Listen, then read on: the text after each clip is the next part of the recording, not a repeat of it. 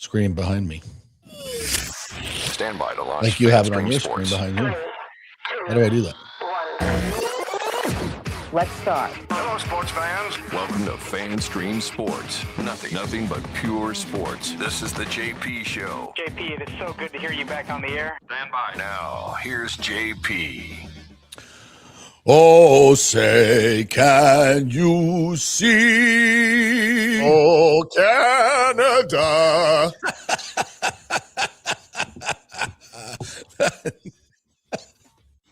That's how we start. Here we go. This show. There we go.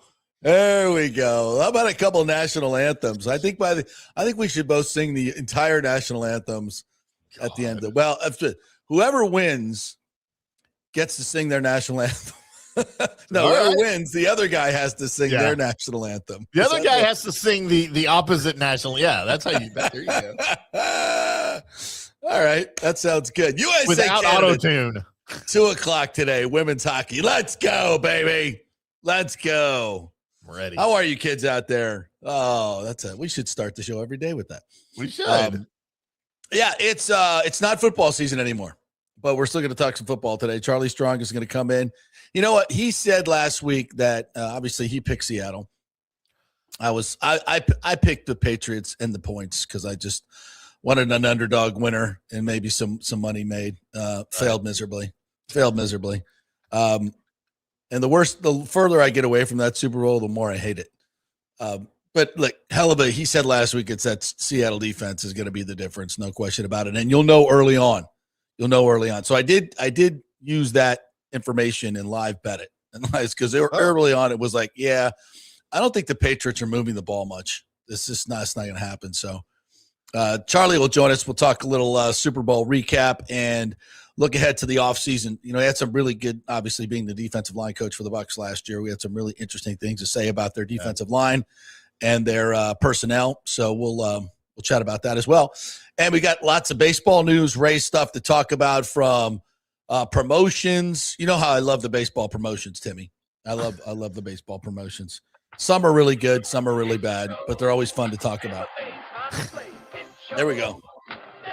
Let's sing that. Shit show.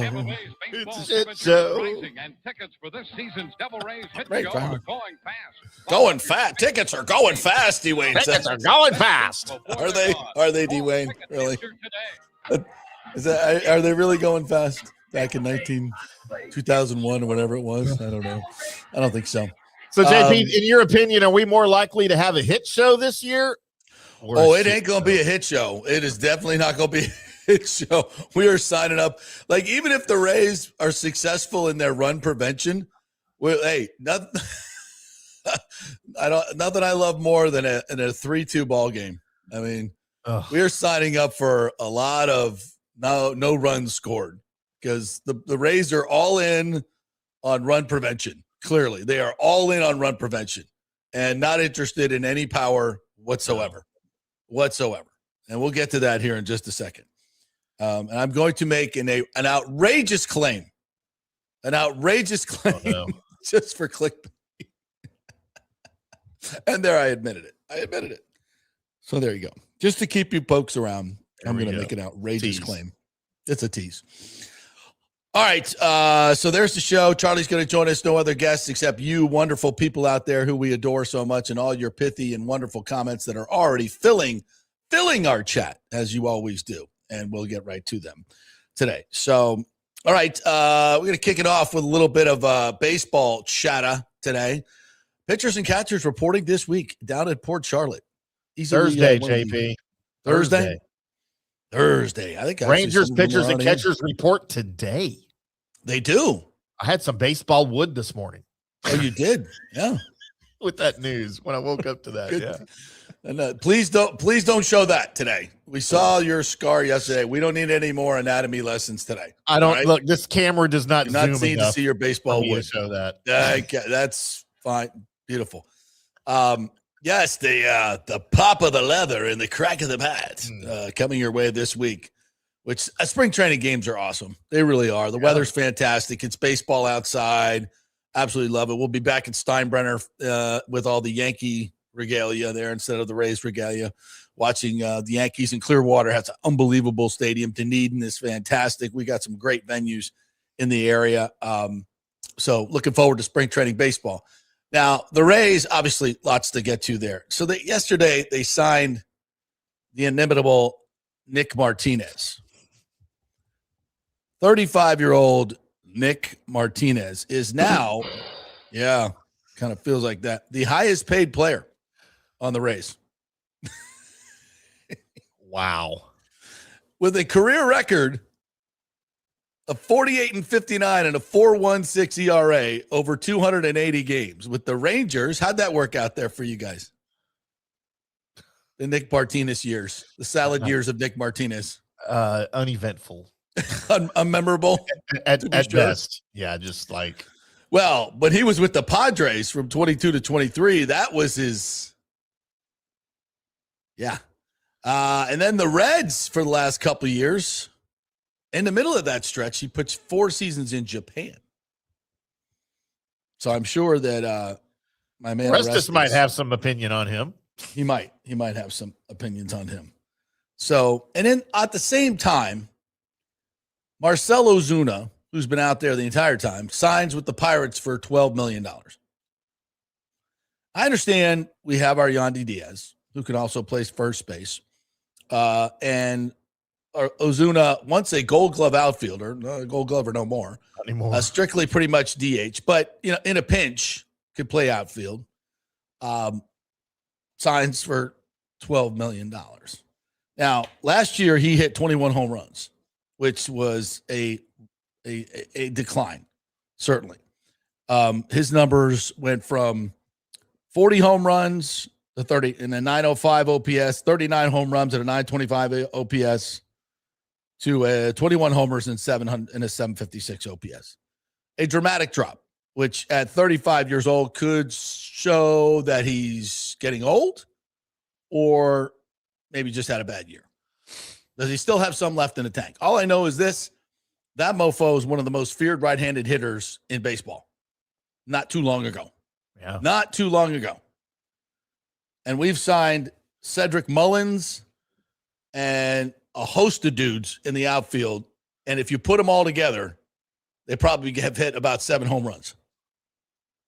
But this dude, so we're going to pay $13 million for Nick Martinez, a decidedly average pitcher at best, when we got a stable full of arms in this system that can start games at a much cheaper rate.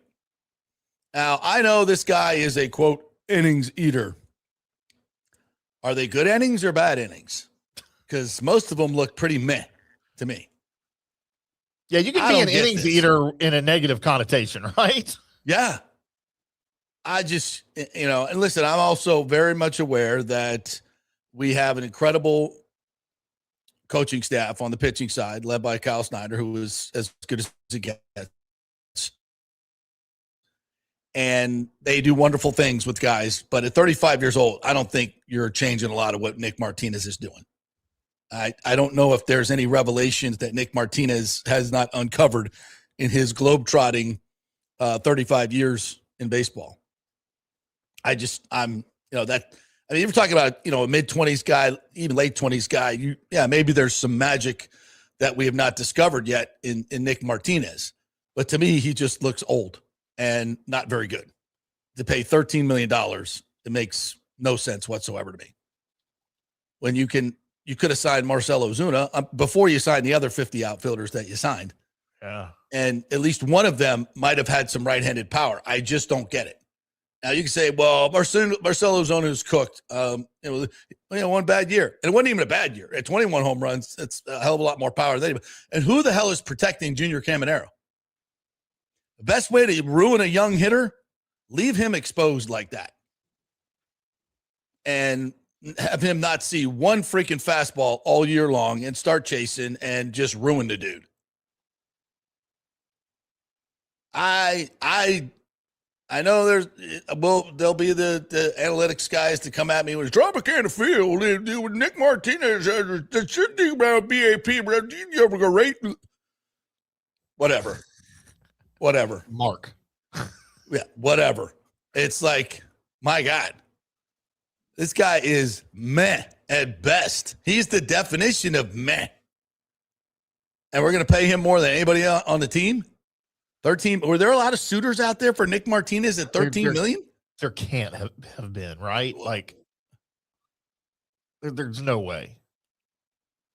You know, I'm all for remaking this team and moving in it, you know, moving towards the future and getting rid of, you know, some of the guys that are older and haven't worked out. And if you're going to trade Brandon Loud, let's get some good pieces. And they got some good pieces. Not great. I don't, you know, we'll see how it works out. But, you know, and the only way I can see this thing working out, and this is a long shot, is if they can somehow maximize the value. You have to maximize that 13 million and use him how he can be effective still. And when I say effective, look, he's not going to blow anybody away. All right. He's not sure.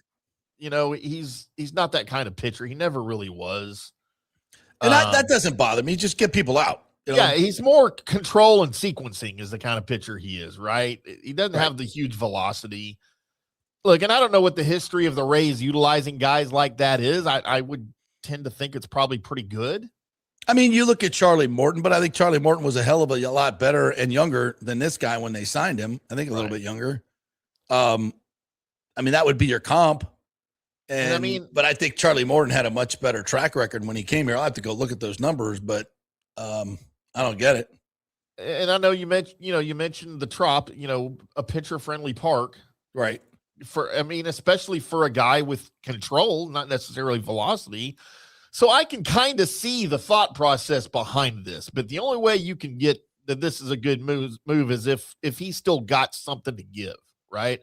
Yeah. You've got to utilize him. He's not going to be really a spot starter for you, I wouldn't think. Maybe a long relief guy, opener support guy. I don't he's going to be a starter. He pitched, I think, 167 innings last year. They want him to be a starter and pick up a lot of innings. I think it's obviously a, you know, an insurance policy if Shane McClanahan, you know, can't pitch.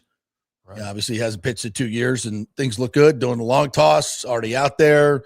They expect him to be fine. But Kevin Cash said, quote, "I'd be thrilled."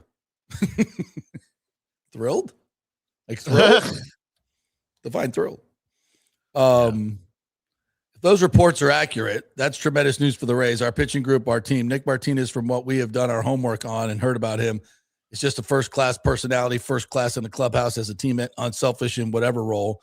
If we're fortunate enough to be able to add him to our club, we look at him being able to provide meaningful starter innings for us. So we're excited by the rumors because I guess they can't officially talk about him until it's done. Gavin Lux, who played with him in Cincinnati, said he's one of my favorite teammates I've ever had. He's amazing in the clubhouse just to be around and a guy to have around every day. He's locked in even when he's not pitching. He brings a lot of energy into the dugout. Okay. I love all that. We need that. 100%. Yeah. We need that. 13 million. I mean, is that just the direction we've it's not my money gotten in baseball now? It's not my money, by the way, so that's fine. Yeah. But I mean, I would have rather spent it on Marcell Ozuna. 100%. Have some, and I don't know what kind of clubhouse guy Ozuna is. Atlanta people tell me he's great. He's awesome. They love him. So could have had the same thing, but actually hit a ball out of the ballpark, which I think is something this team is severely lacking. And you need some protection for Caminero. That's my biggest worry is that kid just starts chasing everything because you know how he is. He wants to make a difference. He cares. He's not just one of those guys that'll just, take a walk. I don't care. Don't hurt my numbers. Oh, he wants to win. He wants to drive in runs. He wants to do stuff. And he ain't going to see anything with nobody around him. I mean, that's a concern. It's a huge concern. If they're counting on him to be a piece of the starting pitching staff for the majority of the season, this is going to fail. Yeah, he's pitched a career high 165 2/3 last year. Right, which means he was far more effective. He was far more effective out of the bullpen with Cincinnati last year. That's the only reason I'm thinking maybe they want him out of the bullpen. I don't know what we're we're 2 days Well, away. they're talking about him as a fourth or fifth starter here. And then that's going to be a He made miserable 26 starts and 14 relief appearances. I mean, he wasn't even a full-time starter. When I'm paying this guy $13 million a year. And again, it's not my money. And by the way, this puts the payroll at $105 million. Wow. When's the last time it was over $100 million? Never. We've never cracked 100 million ever.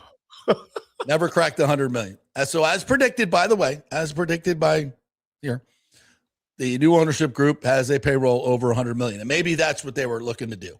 We just got to pop 100 million. It's a nice little, shows a little something. I like that. But I would have much rather had a right-handed power hitter like Ozuna than this guy, who evidently is a great dude. Now he's going to hate me because I'm trashing him, but I'm not trashing. He's just meh. I mean, it's a nice addition. It really is a nice addition. It certainly will help the team if he stays healthy. It will help the team, no doubt. And all these things are talking about. He has a pitcher. He's super unique because he can bounce back and forth between the bullpen and the rotation and not miss a beat. Or not too many guys can do that. He's got 5 or 6 pitches. If he throws for strikes, it's just a lot to cover, a lot to think about as a hitter. I was super pumped when I saw the news. This guy that you love to have around every day. That's important. All that stuff is very important, especially for a team like this that is growing and kids need to learn how to be professionals. So that's all good. I'm not saying that Nick Martinez is a bad addition. Seems weird.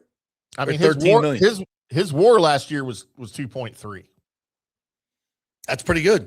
That's damn good. That's really good. That's good. For a guy that went 11-14 with a 4.45 ERA in 40 games. Yeah, how does that work? I mean, he also had a 1.207 whip, which ain't great. That ain't great either. Yeah. How do you get to a WAR like that with pitching numbers like that? How many home runs did he hit? Yeah, right. How do you get to a WAR like that with those numbers? Did he bat 407? You lost more games than you won. I mean, he must have had some incredible relief appearances in certain situations. He must have done some really good stuff. His projections for 2026 at age 35, 9-9, 1 save, 109 strikeouts.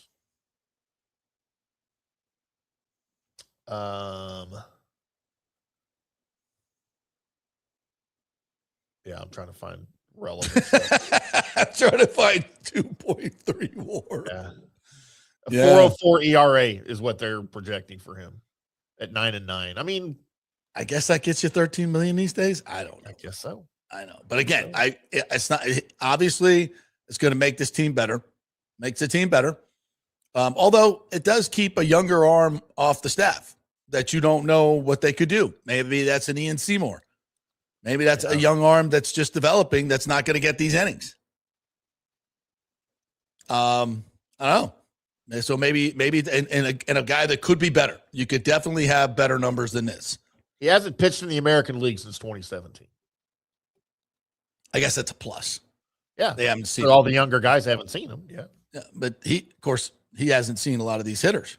And so, yeah. But at 35, he should have the advantage in that. Advantage to the cerebral arena. Yeah. So look, it ain't the worst signing in the world, but it's clear to me that Eric Neander is sabotaging this team with the new owners as directed by Stu Sternberg. There, I said it. Stu's too cheap to pay him for that, though. I'm kidding. He's like, I got $105 million payroll. Like, what the hell do I do this? He's like a drunken sailor. Here, Nick Martinez. I'll take $13 million. I got so much to spend here. I don't know what to do with it. Shots for everybody. What's that record? I don't give it. Here, take $13 million. Who else is that? Who are we bidding against, by the way? The Dodgers? Yeah. Ourselves. I don't think so. Yeah. He saw $105 million budget and totally went nuts. Jesus, what do I do with this? I got to go get me a declining 35-year-old has-been. But he's good in the clubhouse, damn it. Shots for everyone. Good Lord. I'm kidding, Eric. I'm kidding. It's just a little strange. It's a little strange. I'm happy for you to come on the show and please explain to me what the hell's going on around here. But listen, the manager's thrilled. So I guess that's important. That's all that what matters. else? What else would Go get Kevin him, Cash kid. say? What else would he say? I know. Like, I know. like if I don't think he had to say thrilled. happy, what would he have said? Yeah, we're real happy to have him here. Well, then that's almost an indictment if you say it that way. That's like saying, "Hey, man, that chick's got a great personality." I don't know. I mean, thrilled?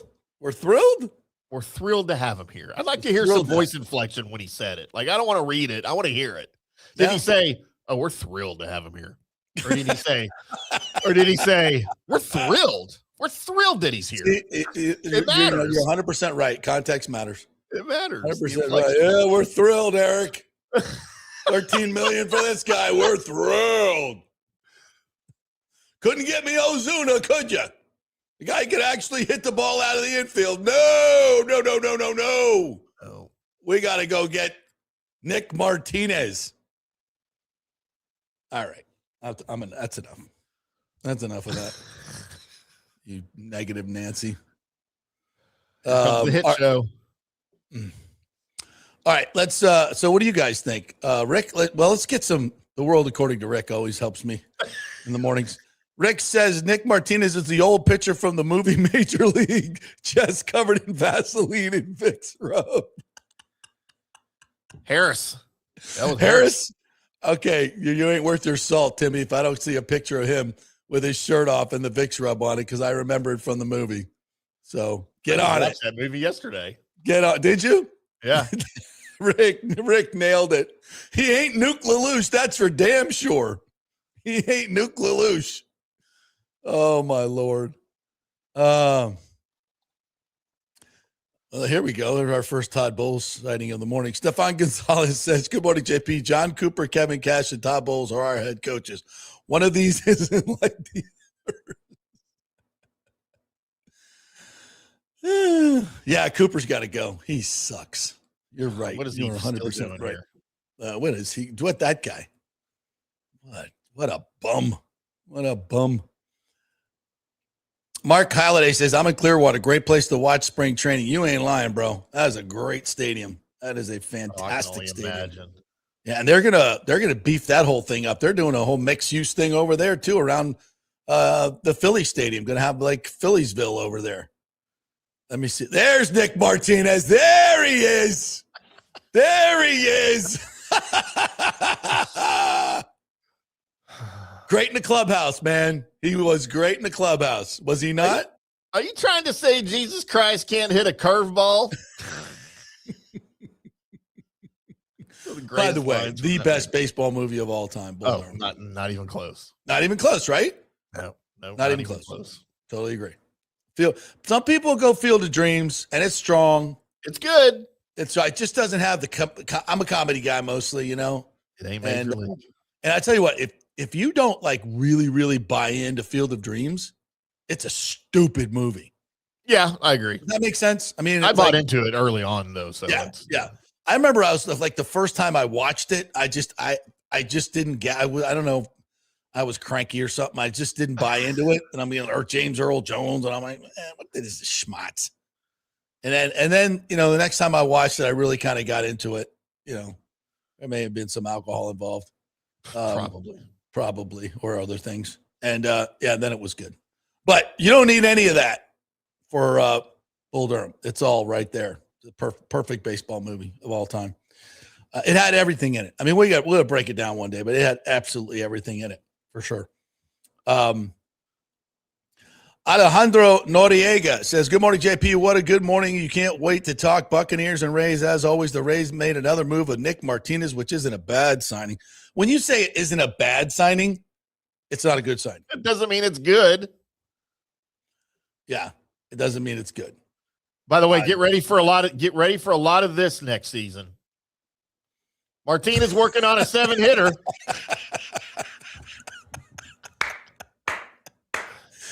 I can't wait to hear Dwayne say, "Yeah."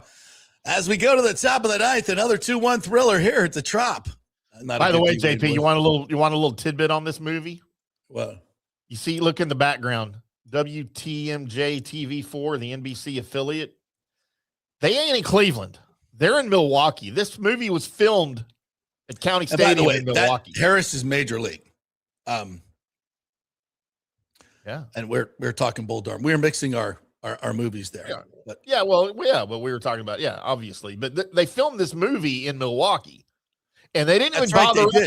They didn't even bother to cover up the Milwaukee branded TV station and grab in the stadium because that's a Milwaukee TV station. Look at the old Winston cigarette. You know, we don't see those anymore. But even the old score. We got rid of cigarette commercials, but we're choking on Big Pharma, which are the worst commercials in the history of commercials. You can't watch the Olympics without choking on some freaking horrible, and they're just the worst ads. They are the worst ads. Okay, so we have to do 45 seconds of disclaimer because this actual pill that you're going to take is going to kill you, and for some reason this is going to give us some indemnity in court. So we have to say all these things that it could possibly do to you. And while we do it, we're going to have some dorky people dancing, some nostalgic BS, a dude painting balloons in the park or something that has nothing to do with the medication whatsoever. Like, why don't you just show porn, right? And at least people will watch. But instead, and normally they're not even good-looking dancers. Normally they're fat people jiggling and acting like dancers. Like, is there anything worse than the cover video for the Big Pharma disclaimers? Like, who comes up with that stuff?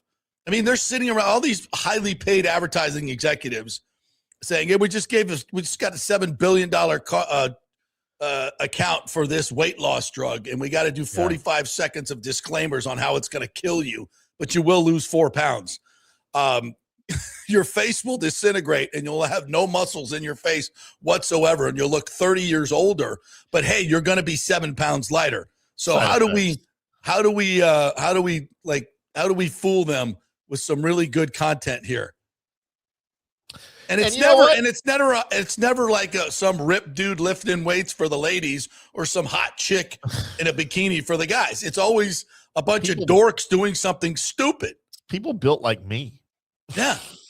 And me. Yeah. It's like nobody wants to see that. Nobody wants to see that. I'm shocked at this point, JP, that somehow Big Pharma hasn't talked to the networks or the FCC into eliminating the need for the side effects thing, right? Like, they own everything else. Why are they still doing this? Why do they still have to do that? You know, they should make a call. Hey, we're not doing this anymore. Okay. Just only point out the good things. That's fine. Let's just put. We got to send the conference call memos out to all the Congress people that we own. That's a long list, boss. Do we have to call them individually? Hell no. We have them all on a text chain. Yeah. Just hit the group chat. They're all on WhatsApp. Yeah, they're all on the group chat. Get rid of this stuff. People are tired of watching it. We're tired of talking about it. Yes, sir. Absolutely. Soon. Wait down. We got to shut down the government first so nobody gets paid. But after that, we'll do it. At the cloak of midnight. Don't worry. We'll get it done for you. Where did this show go today? Alejandro Noriega says the Rays ownership has impressed me with everything they have done so far for the team. So far they have focused on the new stadium, new team, culture, and promotions, Longo's weekend, and much more. Yeah. With the exception of the Nick Martinez deal. Yeah. But they're not even involved in that stuff. That's the old baseball people. So, yeah, Neander needs to make a good move. It's been a while. Come on, boss. Give him time. Yeah, do something. Yeah, listen, I'm all in. In the Longo stuff they announced yesterday. Now, it's not going to be like the previous ownership group where they bring him all the way from California. I'm not sure they paid for that. And trot him out there to throw a pitch. And would they give him a golden pen or something? You know, like gave him one of his own bobbleheads that they were handing out. They brought him in to sell a bunch of tickets and then, didn't do anything meaningful for him as far as I know. But this group is going to put his jersey up into the rafters, retire his jersey, do it the right way. I bet they'll give him some gift of significance, unlike the past group. And like the Lightning do and the Bucks do, and classy organizations. So they'll do it the right way. And their promotions look cool. They have a replica of the Tropicana Field that you could take the roof off, which I think is a little bit ironic. Yeah. I think it's cool, but I'm like, okay. So we're giving away. Just don't leave it out in the rain. And the roof comes off. Just don't leave it outside. So you give it to your kid to say, "Who watched, Daddy? I'll play Hurricane Ian." Wow, too soon. Too soon. Too soon. Too soon. Or was that the other hurricane? I forgot. Milton. It was Milton. It was Milton. So, watch, Daddy, Milton. The top comes right off. Now he can hand you $70 million. Yeah. Where were you last night, honey? Where's this show going? Hey, congrats on the FEMA money. We did get some FEMA money. $16.5 million from FEMA. Where'd that go? To the roof, I guess. You're paying off the roof. I thought Stu bought a new Chick-fil-A franchise. Doesn't own it anymore. Clearly, he's still running the under, though. This is going to be my running joke for the entire season until he does something. Until he signs Aaron Judge. Until he signs Aaron Judge. Oh, God. Don't go printing this on Twitter. JP said that Neander's working for Stu and sabotaging the Rays. It's a joke. Clip that. Always some truth in those jokes, though, right? That's what makes them funny. Mark Halliday says, I'm liking this new Rays ownership and the moves being made. It's too bad the local paper is full of negativity. Yeah. Yesterday they had to put out a piece on all the renderings, and I had to make some smart-ass comment on Twitter, which was well enjoyed by many of the people. So there's that. Mark Hill says, will there be any big moves in free agent for the Rays? Well, there goes Nick Martinez, baby. He just made one, Mark. What are you waiting for, Mark? Nick Martinez. Jesus Christ, man. He just said he's going to go 9-9 with a 4.05 ERA next year. 106 strikeouts. Eric Neander's like, where you been, Mark? Jesus. I went out and got Gavin Lux. He hit one home run last year. I forgot about Gavin Lux already. That's Cedric Mullins. Hasn't done anything in 2 years. Yeah. I mean, look at these free agents. Come on. Who else did we get? Who else did we brought in? Who we signed? I don't know. Lots of guys with 3 home runs. That's all I know. Hey, add it all up. Moneyball. Add those 3 home runs up, and you come up with 6. Hey, listen, when you can string 7 or 8 hits together, get a couple of runs, that's baseball, baby. That's what I'm talking about. Small ball. Yeah. They're going to be playing the smallest of all ball. Lonnie Wilkins, he's a baseball man, says moves like that don't mean squat when you're trailing 5-3 in the 8th every other day. Thank you. Thank you. Who's coming up in the 9th? Nick Martinez. He's got a 2.3 WAR. Are they going to use him as a pinch hitter too? I guess. I don't know, man. I'm trying to find out where he got that 2.3 WAR. Whatever it is. Hey, if you're paying him 13, you need to utilize him wherever you can. You know what it is? This WAR, I don't pretend to understand this WAR formula, but evidently there's a component that tracks how good you are in the clubhouse. As part of WAR? Evidently. That's the only way he got to 2.3. I mean, what are we looking at here? I mean, I'm looking at the pitching numbers. So there must be a clubhouse impact, CI. Is that CHI or is that CI? It's CI, right? CI, CHIP. It's got to have lots of different consonants in it. Lord. Yeah. Analytics. Clubhouse impact. Analytics. 7.0 off the charts. When you have a bad game, my man Nick Martinez is right there at your locker waiting for you with a tub of Vicks and a cold one. That's my guy. Lonnie Wilkins says, although the Rays have taught us that with expectations, they'll flop, and with no expectations, they'll win 94 games. True. All right. Then lower your expectations. No, listen, part of me wants to see what it looks like. Like all these contact hitters, a lot of punch and Judy, good, really good defense, athletic, hopefully the pitching returns, good bullpen. Yeah, I mean, I guess it could work when when the Rays have done their best is when everybody's zigging, they're zagging, right? Everybody's adding big boppers, they go the other way. And it's worked, but it hadn't worked the last couple of years. So we'll see. We'll see. What else we got? Just watched Major League this past weekend. Great movie. Absolutely. Major League is not Bull Durham. Bull Durham is number one. Yeah. But Major League's they're good. Different movies. They're different movies. Yeah, Bull Durham is a little bit more sophisticated comedy, I think. It's a little more cerebral. Yeah, and whereas I think Major League's a lot more slapstick. Yeah. More in your face. Joe Boo, Wild Thing, still good. Rick says Neander will get a Nick Martinez after a bender. He'll end up at JP's rehab. There you go. We are open. We are open. We have the JP mini strip mall where we have the weed dispensary, the alcohol bail bonds store next to the rehab and the bail bonds. We covered all. We get you drunk and high, and it gets you arrested, and then you come to us for rehab and an attorney. We're gonna have an attorney there too. JP's dirty weed and vape. And then while they're there, we might as well have a tattoo shop because they'll get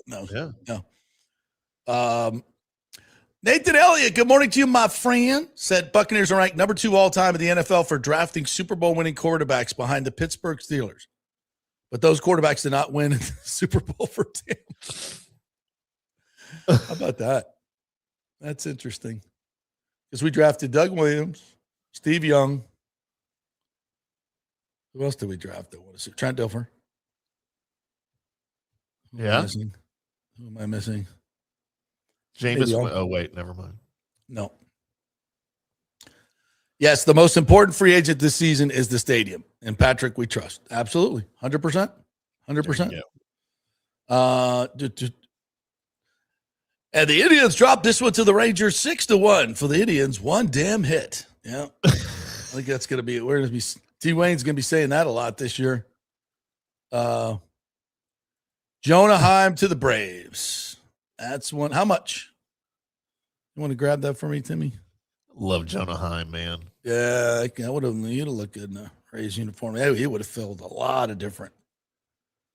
If you tell me $13 million, I'm gonna punch the freaking computer here. I know it's one. The team has not formally announced the deal yet. What? But the two parties are in agreement on a 1-year major league contract. Time is represented by blah, blah, blah. Yeah, so no numbers yet. Who's he represented by? Is it Casey Close? Beverly Hills Sports Council. All right. Romano might know anyway. JLR says, I miss the Tribune. So much better than the Times. Man, you ain't lying. The Times had the opportunity to hire Martin Fennelly as their columnist. Martin freaking Fennelly, who is one of the best sports writers I've ever seen. And they picked John Romano, who was a political hack. And that's what you get. Pedro Serrano. Yes. What latest James Pearl Jr. case? Oh, we haven't talked about this. James Pierce Jr. Again, folks, can we proofread our text before we're sending it to this very important program? Because I will put it on here for the millions that are watching, and you'll be embarrassed in your typing skills. So have we gotten the particulars on James Pierce Jr. yet? I know the charges, but I haven't read their. Let's take a break. I want to get that arrest report. I'm going to see because that could be really, really interesting. That's going to be really, really interesting. You talk about coming off the edge. You saw the allegations, though, right? Yeah. Well, I saw the charges. Yeah, but I didn't see what the actual report said, what he actually did. So with his WNBA ex-girlfriend. Yeah. All right, quick break. We are brought to you by the great folks at Pitch Roofing. If you're looking to get a new roof or repair your roof, your first call needs to be Pitch Roofing. Go to pitchroofing.com and you can reach them through the website. And listen, folks, they're going to educate you about your roof. They're going to tell you about all the scammers that are out there. They're going to tell you about the great work that they do because there are all a ton of scammers out there. And they want you to get 2 or 3 estimates every time you get a roof. And you want them to be obviously one of them so they can come out and educate you about all the things about the materials that the real roofers use and the ones that the scam roofers use, about being bonded, being insured, being recommended by the Better Business Bureau. All these things you will get from Pitch Roofing, probably not from the guy that just showed up at your door and said, I can do this. No, he can't. So make sure that you go with a reputable firm, Pitch Roofing. And if you do get an estimate from them, you'll be in the running for 2 tickets to a Lightning game in the Mark, which is the all-inclusive area where I hang out. And I'll give you a bonus behind-the-scenes tour as well if you win these tickets. Pitchroofing.com is where you need to go. Great folks over there. Back in 3. Here for Pitch Roofing, one of our new sponsors and the most reliable and honest roofers in the business. They love the Lightning, and Bolts fans be entered to win a pair of premium Mark Club seats with every free roofing estimate from Pitch Roofing. Seats include food and beverages, early access, premium entry, and a backstage tour of Lightning Vision with yours truly. Always get 2 to 3 estimates when replacing your roof, and be sure to include Pitch as one of those roofing companies. With a free estimate from Pitch, they're not trying to hard sell you. They educate you on your roof and the process. Even if you do not choose Pitch Roofing as your roofer, they want to leave you feeling informed, knowing the different materials and manufacturers, and understanding the process and warranties. Very, very important. Pitch is an Owens Corning preferred contract, Better Business Bureau accredited, and MySafe Florida Home approved. That's very important as well. Pitch prides themselves on full transparency and customer first level of service. They also offer financing options, including 0% plans, ensuring a stress-free experience. Call my friends at Pitch Roofing, 727-67-PITCH. That's 727-677-4824, or go to pitchroofing.com. Pitch Roofing, roofing done right. Italiano Insurance would like to congratulate the Bucks on their 50th anniversary season. And you know what? We've been here for every season and then some, over 60 years in business. We've seen some smart coaches with great game plans, but if you don't have flood insurance or business insurance, that's a terrible game plan. That could ruin you financially. You don't want to take that L. So call 813-877-7799 and let their friendly agents quarterback your insurance and save you big money. Italiano also sponsors our FSU report every week, so go Noles. 813-877-7799 or go to italianoinsurance.com. JP here for Riveters, the official sports bar and grill of the JP Peterson Show. We're located just south of Ray J and Steinbrenner Field, so it's a great pre- and post-game spot, and the happy hour is amazing. Monday through Friday, 3 to 7. Check out these specials. $3 Bud Light drafts, $4 domestic bottles, $5 wells, $6 premium wells, $6 cocktails like margaritas. It's unheard of. And the Riveters food is freshly made daily. No freezers. Happy hour food specials include $3.50 tacos and barbecue sliders. $6 you get edamame or chips with the beer cheese, which is amazing. $8 buffalo chicken dip, my favorite. The truffle fries, chili cheese fries, also $8 at happy hour. As well as other specials throughout the week, including Taco Tuesdays, you get $3 tacos, and Wing Wednesdays, 7 o'clock to 1 a.m. in the morning, you get our amazing wings, 5 for $5 and $5 wells and wines. That's a good Wednesday night. So if you're tired of the preppy, overpriced, generic sports bars, come see the amazing, friendly bartenders and staff at Riveters, where customer service really matters. Riveters, just south of where the Rays and Bucks play. We'll see you there. Sports fans, it's time to gear up. Head to fanstreamsports.com and check out our brand new merchandise store. We're talking bold t-shirts, 3/4 zips, hoodies, hats, mugs, and more. Everything you need to rep your favorite shows and your favorite crew. Whether you're rolling with the JP Peterson Show in Tampa Bay, From the Rough in Dallas, the Timm May Show featuring Clay Hall, or the Jeff Thidoff Show in Ohio, or any of our Fanstream Sports original programming, we've got the perfect look for game day and every day. So don't wait. Fanstreamsports.com. fanstream.com. Click merch and grab your gear now. Wear the stream, live the stream, fanstreamsports.com. All right, guys, don't screw this up. It's Valentine's Day, and the first decision you make is go to the Gold and Diamond Source, where right now you can buy one, get one 40% off during their exclusive Valentine's promotion. Express your love with exquisite jewelry from the Gold and Diamond Source, where they have the largest selection of engagement rings.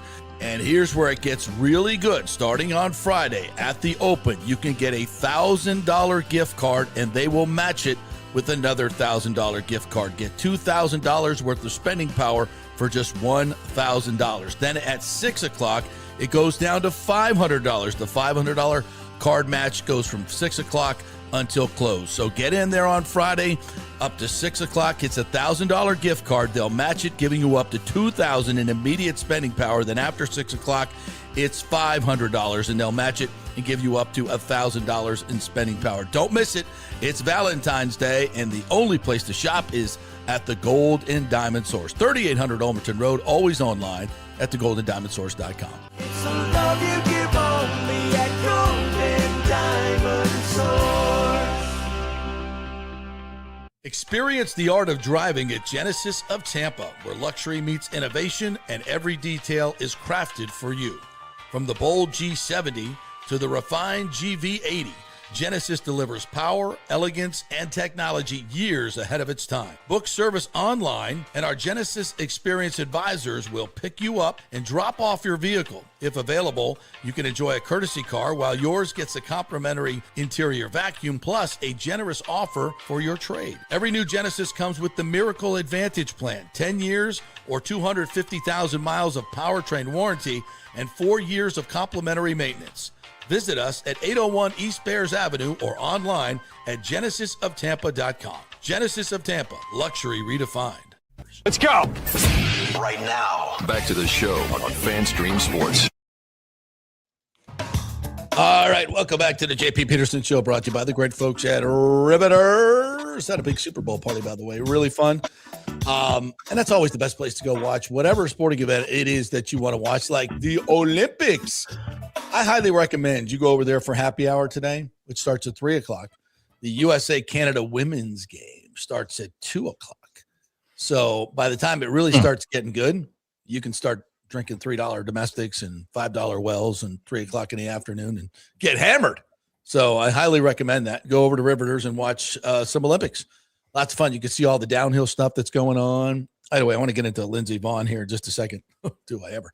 So we'll do that here in just a second. But big thanks to our great friends at Riveters Tampa, just north of 275, right there on Dale Mabry, next to the spaceship. You know where it is. Speaking of Lindsey Vonn,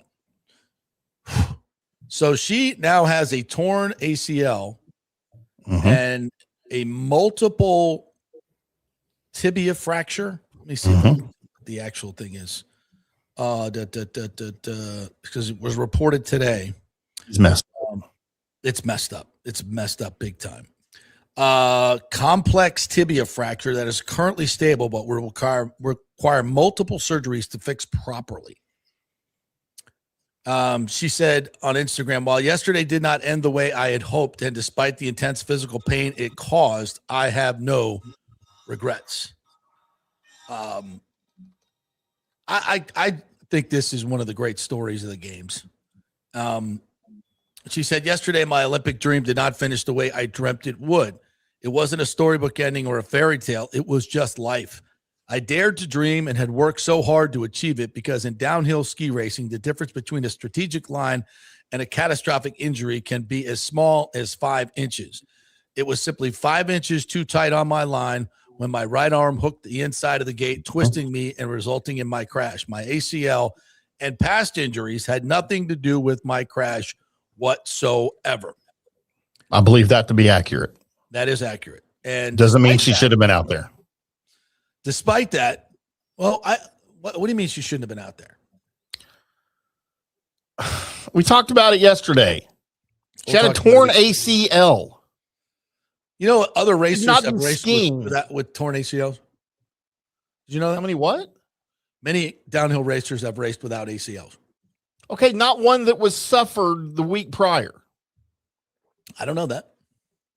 Here's the bottom line. Who knows her body better than anybody? She Well, does. clearly she does not. She does. I've seen pictures. Bet she doesn't know it like I do. Tiger's told me stories. Oh my God. What do I even say to that? No, listen, it was her decision to make. It was totally her decision to make. She's one of the greatest to ever do it. And she thought she could, and she did a training run and did great. So she felt she could do it, and she was going balls out to make it happen. And she just took it a little bit too tight. It twisted her around. And it wasn't like, if it was the ACL, then she probably, wouldn't have been able to take a tight turn. Right. If she hit a turn and couldn't hold it, I would, that especially if she was going to the left, and that was her uphill ski, then I'd go, oh, that was probably ACL related. That's not what happened. So, even arguing whether she should have or she shouldn't have it's not ours to decide. It's hers to decide.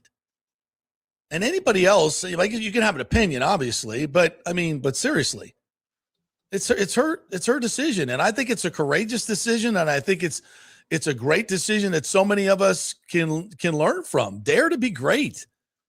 You can sit there and think about all the things, the negative things that can happen if you try to do something that nobody's ever done before, and you'll talk yourself right into it, doing nothing. I'll side with the people that are daring to be great and courageous. And if they wreck, at least they freaking tried. And for all the naysayers that, sit on their couch and want to criticize Lindsey Vonn, get out of here. Go have another ding dong. She's doing something. She's out there in the arena. If we could quote the great Rudyard Kipling poem. So do you think this had more to do with a torn ACL that she was skiing on, or the fact that she's 41 years old? Yeah, did she just win a World Cup race at 41? Like anyone can even know that. During the season. She's clearly very competitive still, or was. After this, her dad said, no more. She's trying to sell all of us on the second crash was not related to the first crash, is what she's trying to say, right? Like, right. Don't come at me for skiing on a torn ACL because the second crash had nothing to do with the first crash. All right. This is from her training partner and teammate, Johan Eilish. No, I'm sorry. This is the FIS president, Johan Eilish. Said, I firmly believe that this has to be decided by the individual athlete. In her case, she certainly knows her injuries on her body better than anybody else. And if you look around here today with all these athletes yesterday, every single athlete has a small injury of some kind. What is also important for people to understand that the accident that she had yesterday, she was incredibly unlucky, and it was 1 in 1,000. She got too close to the gate, and she got stuck when she was in the air in the gate and started rotating. No one can recover from that unless you do a 360. This is something which is part of ski racing. It's a dangerous sport. Yeah, it's absolutely. Yeah. It's just so from that point of view, I don't think we can say that she should or shouldn't have participated. This decision was really hers and her team to take. She made a decision, and unfortunately it led to the injury, but I really think really the way the decision gets made for every athlete that participates in the downhill. I think and then teammate Keely Cashman also said Vaughn's ACL had nothing to do with her crash. Totally incorrect, said Cashman, who was knocked unconscious in a serious crash 5 years ago. People that don't know ski racing don't really understand what happened yesterday. She hooked her arm on the gate, which twisted her around. She was going probably 70 miles per hour. And so that twists your body around. That has nothing to do with her ACL, nothing to do with her knee. I think a lot of people are ridiculing that, and a lot of people don't know what's going on. So I just think the debate is kind of silly. It's her decision to make. Duh. Yeah. And it doesn't really matter in the grand scheme of things, right? No, it doesn't. It doesn't. To me, it's the lesson that we learned is, wow. Like I think the fact that she went for it was pretty damn. Yeah. And the lesson here is skiing is hard at 90 miles an hour. Jesus. I'm watching this downhill, And I'm seeing it like I've not seen it before for some reason. I don't know if it's the drone view or what, but it just seems like so freaking fast and so steep. And it's like so these guys little are margin literally for like, error with these Yeah. guys and girls. I mean, if you've ever skied before, and I go skiing once a year, obviously nowhere near what these people are doing, but I'll look at the steepness of a run and I'll go, I will either want to do that or I don't. And you get to a point where you're out of control and where you're getting close to it. And that's when you slow down and you back off. These guys and girls never back off. They never, it's just, whoa, down the mountain. It literally takes them like 300 yards to stop. They're going so fast. It's the courage, the balls, the intestinal fortitude that it takes to do that and the way they do it, man, it's something else. And there's a lot of those ladies are a hell of a lot. All those ladies are a hell of a lot tougher than me. That's for damn sure. And a lot more courageous because that is crazy what they do. Yeah. And that's why I watch. I mean, I watch it and the guys and everything. It's to me, it is absolutely must see TV. Yeah. Sergio Biltres says, what are we going to talk about for the next few weeks while there is no hockey or football? Well, Sergio, we're going to talk about the Olympics. And we're going to talk about things we don't normally talk about, like bad pharma commercials. And hopefully you will be entertained. Are you not entertained with this discourse this morning? All the bad pharma commercials. Yeah. I think we even had a comment about that. Dun, dun, dun.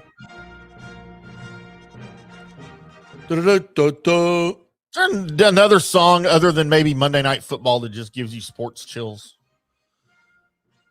Remember the old Wild World of Sports? Do you have that one? Yeah. I can probably find it. Dun, dun, dun, dun, dun, dun, dun, dun, dun, dun, dun, Dun, dun. Yeah, it's good. It's good. And all of them are composed by John Williams, aren't they? I think so, yeah. The Star Wars composer. Like everything he wrote them, but he plays them. I mean, did he write it? I think he composed all. Yeah. I thought the Olympics, I thought that theme song's been around since like 100 when they did the first. So Olympics is he. in Athens. Star Wars is the 70s, bro. I think. That's a very good point. Wasn't the first Star Wars movie in the 70s? 77. Yeah, 77. Yeah. He also wrote the theme to Jaws. Away. He wrote the theme song to Jaws, too. That was 75. He's been working with Steven Spielberg for a long time. Yeah. Magic. Absolute magic. Nathan says the 21 quarterbacks in the Super Bowl era have started and won Super Bowls with the team that originally drafted them. Only 21. Only 2 quarterbacks in NFL history have won Super Bowls with 2 different teams, Manning and Brady. Interesting. And the Bucs have drafted 3 Super Bowl winning quarterbacks. Yeah, and I named them all. First try. That's not bad. But that's not what you want your franchise to be known for. We traded away Super Bowl winning quarterbacks like nobody else. Good Could for be us. the Jets. Joel Forsley says ding dong. You don't know what a ding dong is, Joel? What? Like the food? Yeah. He doesn't know what a ding dong is? Come on. Really? What about Look a it up. Twinkie? And they're absolutely horrible for you, and they're wonderful. They're good for you, JP. That's why I eat like 7 a day. Tim's eating ding dongs again. This That's temple. to the surprise of no one. Fair. Douglas Batista says, if they get rid of that stupid skateboard logo, I will deal with the also stupid Starburst. No, I think we could get rid of both. What's the skateboard logo? I don't know if it's a logo, but the whole City Connect street art, skateboard culture that they were celebrating, the big skateboard culture in St. Pete that is so prevalent and internationally known. Never heard of it. Nobody needs to celebrate skateboards ever. No, it's dumb. It was one of the dumbest things ever. It's great until you turn 17 and you can drive a car, and then you're like, why? What do we have, like 3 skateboard parks in St. Pete? Okay, great, but that's what we're picking on for the City Connect? I never got that. Just me being a curmudgeon, I guess. Get off my lawn. Thomas Casper says 26th annual U.S. Sumo Open tickets on sale soon. We have sumo wrestling in the U.S.? Oh, yeah. I bet Vita Vea would be really good at that. Really good. Vea would get his butt kicked at sumo wrestling. USA, Canada, 2:30 Central. So it's 1:30 Eastern? Oh, I had 2:10 Eastern is what I showed on when I saw it. Aviation. All right. So we've already made the bet. Loser has to sing their anthem to open the show tomorrow. Is it the loser has to sing their anthem or they have to sing the winning team's anthem? Yeah, winning team's anthem. So like you would have to sing "Oh Canada" and I have to sing the Star Spangled Banner. Yeah, as much as we could take. Until we need a gong, right? We need like a gong sound effect so we can. We get the big hook. Get the big hook. All right, so let's get some Bucks talk in here. Let's take a break, and then we'll come back with the Bucks talk. And Charlie Strong's going to join us at 11:30 to recap the Super Bowl, things you may have missed, and maybe talk a little college football. There are 6 teams that finished in the top 5 in portal and high school recruiting, and one of them is your beloved Aggies, my friend. Of course. We'll talk some college football. So all that football in our second hour. A quick break. We're brought to you by the great folks at Italiano Insurance. Folks, if you have not done your insurance checkup where they go out on the market and try to find you better deals for your homeowner's insurance, your flood insurance, your business insurance, your life insurance, whatever insurance you have, your auto insurance, they saved me $1,000 on my 6-month premium, which is about a year and a half ago. So that's real money, folks. Real money. It's not just what you make, but it's what you keep. We all got to buy insurance. And if we can get it cheaper for the same stuff, that's a big deal. That's That's making money. And they do all the work and you save all the money. That's pretty cool. Italiano Insurance, 813-877-7799. Great customer service. A real human will answer the phone and perhaps send you to another real human that speaks great English and get the job done.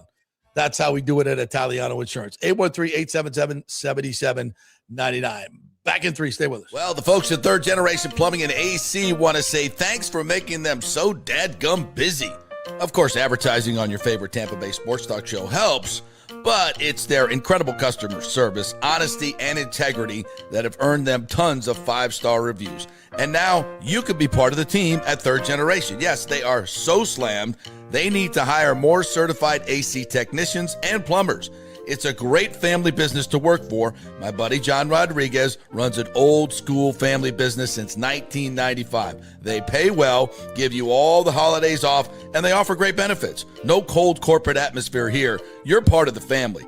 If this sounds cool to you, call them and apply at 813-961-8024, or you can email your resume in at thirdgenerationplumbing.com. Just go to the website, you'll see the button, email them, or call them at 813-961-8024. And don't forget about the $169 yearly maintenance special. It's a no-brainer, guys.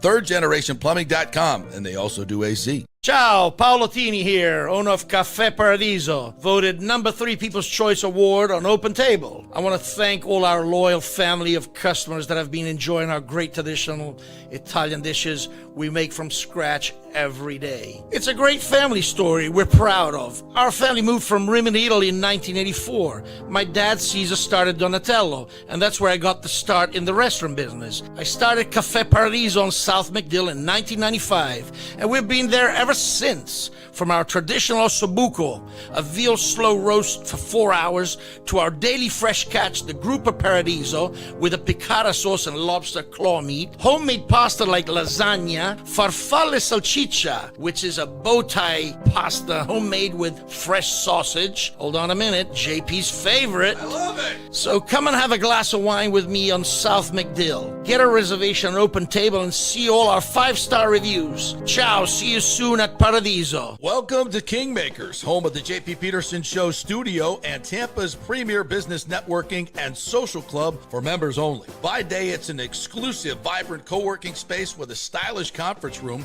focus rooms, a full production studio, and an in-house marketing team. And by night, Kingmakers transforms into a sports-centric social hub with a full sports bar, golf simulator, and exclusive events. For young entrepreneurs and seasoned professionals, it's the perfect place to work hard, play hard, and make big moves in Midtown Tampa. Close the deal, celebrate the win. Only at Kingmakers. Become a member today at kingmakerstampa.com. Your business, your club. Hey, JP here for my concierge medical professional, Chris Lugo, PA. You've heard him on the show for a couple of years where he shares invaluable medical, nutritional, and supplement advice. With Chris, it's like having a medical provider as your best friend. What I love about this concierge service is the convenience and support he offers. I can text or call him 24/7 with any questions or concerns, and he'll promptly call in a prescription if needed. No office visits or copays required. It gives me peace of mind knowing I have someone genuinely invested in my health, not just focused on insurance profits. And the best part, the Bay Area Modern Medical Center's personal concierge service is more affordable than you might think. Don't let insurance companies dictate your health care. Take control of your health and wellness today. Visit BAMMC.com for more information and to schedule your initial free consultation. Empower yourself and take charge of your personal health with BAMMC.com.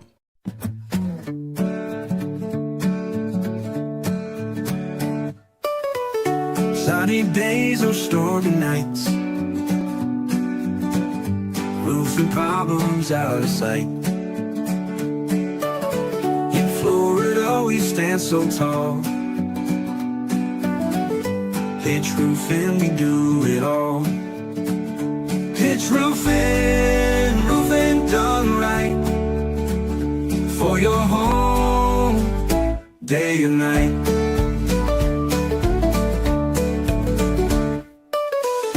When the hurricanes roll in, we've got the top that's gonna win. Protect your house from wind and rain. Choose pitch roofing, never in vain. Pitch roofing, roofing done right, for your home, day and night.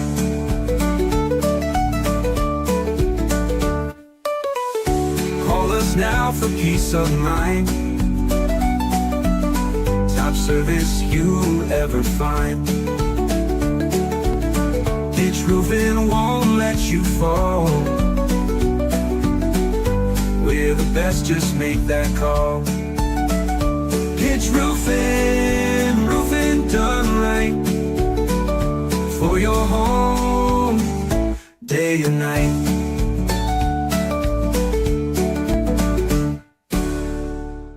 Let's go. Right now, back to the show on FanStream Sports. All right, welcome back to the JP Peterson Show, brought to you by the Pitch Roofing folks. Joel Forsland says, where can we download the Pitch Roofing? I don't think we can download. I'll send it to you. DM me, and I'll send it to you. You can have your own version of it.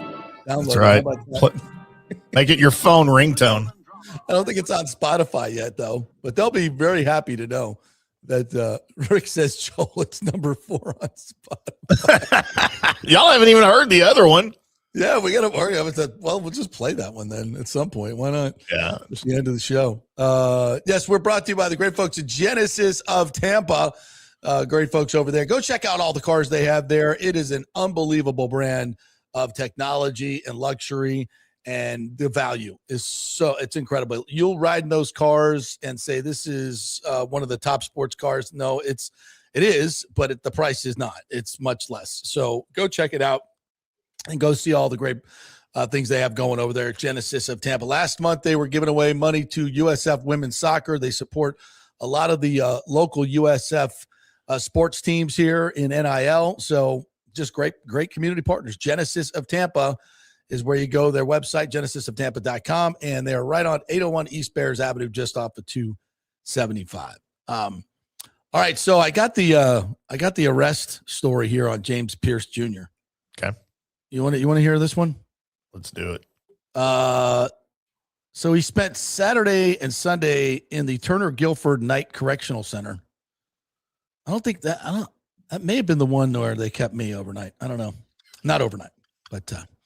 Got a little fender bender. They took me. Yeah. Took you in for a fender bender. That seems like a story that we need to hear. It's a long story. It's a long story. It's a funny Is it longer story. than the pitch roofing song? No, I can shorten it. And it was the nicest officer I've ever encountered in my life. And long story short, I was living out. I just moved to Atlanta. I was probably 6 months in, got into a little fender bender, and this young kid who literally looked like he was about 16, his first week on the force was there. And basically I had a red light ticket that I did not know about because it was sent to my old address in my house in Tampa that I was renting out. And I hadn't picked up my mail, so I didn't know about it. So I didn't go to court for it. And they issued a warrant, I guess, or they suspend your license. Yeah. And so my license was suspended. And in that county in Georgia, if you're driving with a suspended license, they have to arrest you and take you in. And especially if it's from another state. And I had no idea that it was suspended because they had sent the suspension letter to the house too. And I wasn't there. I didn't pick up my mail. So I had no idea. And the kid was like, oh, because he watched the show, that he was a big fan of our show that I was doing up in Atlanta. We were on what is now the SEC network. Before it was, I'm trying to think, one of the regional sports networks. Yeah, so it was widely, and me and Algie Crumpler, and it was on all the time. He goes, yeah, I watch you guys every morning. He was a big fan. He's like, I'm so sorry, but I have to take you in. Oh God. You have to what? He's like, yeah, I'm so sorry. And he's like putting the handcuffs on me. Is that too tight? Are you sure? Are you okay? And I'm like, yeah, I'm fine. So take me in. It was not one of my funner days. But anyway, it was very different from what I'm about to explain. Yeah, which was worse. Okay. And I didn't have a Lambo. So Pierce was following his old girlfriend who broke up with him, Rakia Jackson, who plays in the WNBA. And he didn't want to take no for an answer, evidently. So he we've all been there. Yeah. He told Pierce followed her in a white Lamborghini SUV and tried to open her car door on the driver's side at a red light.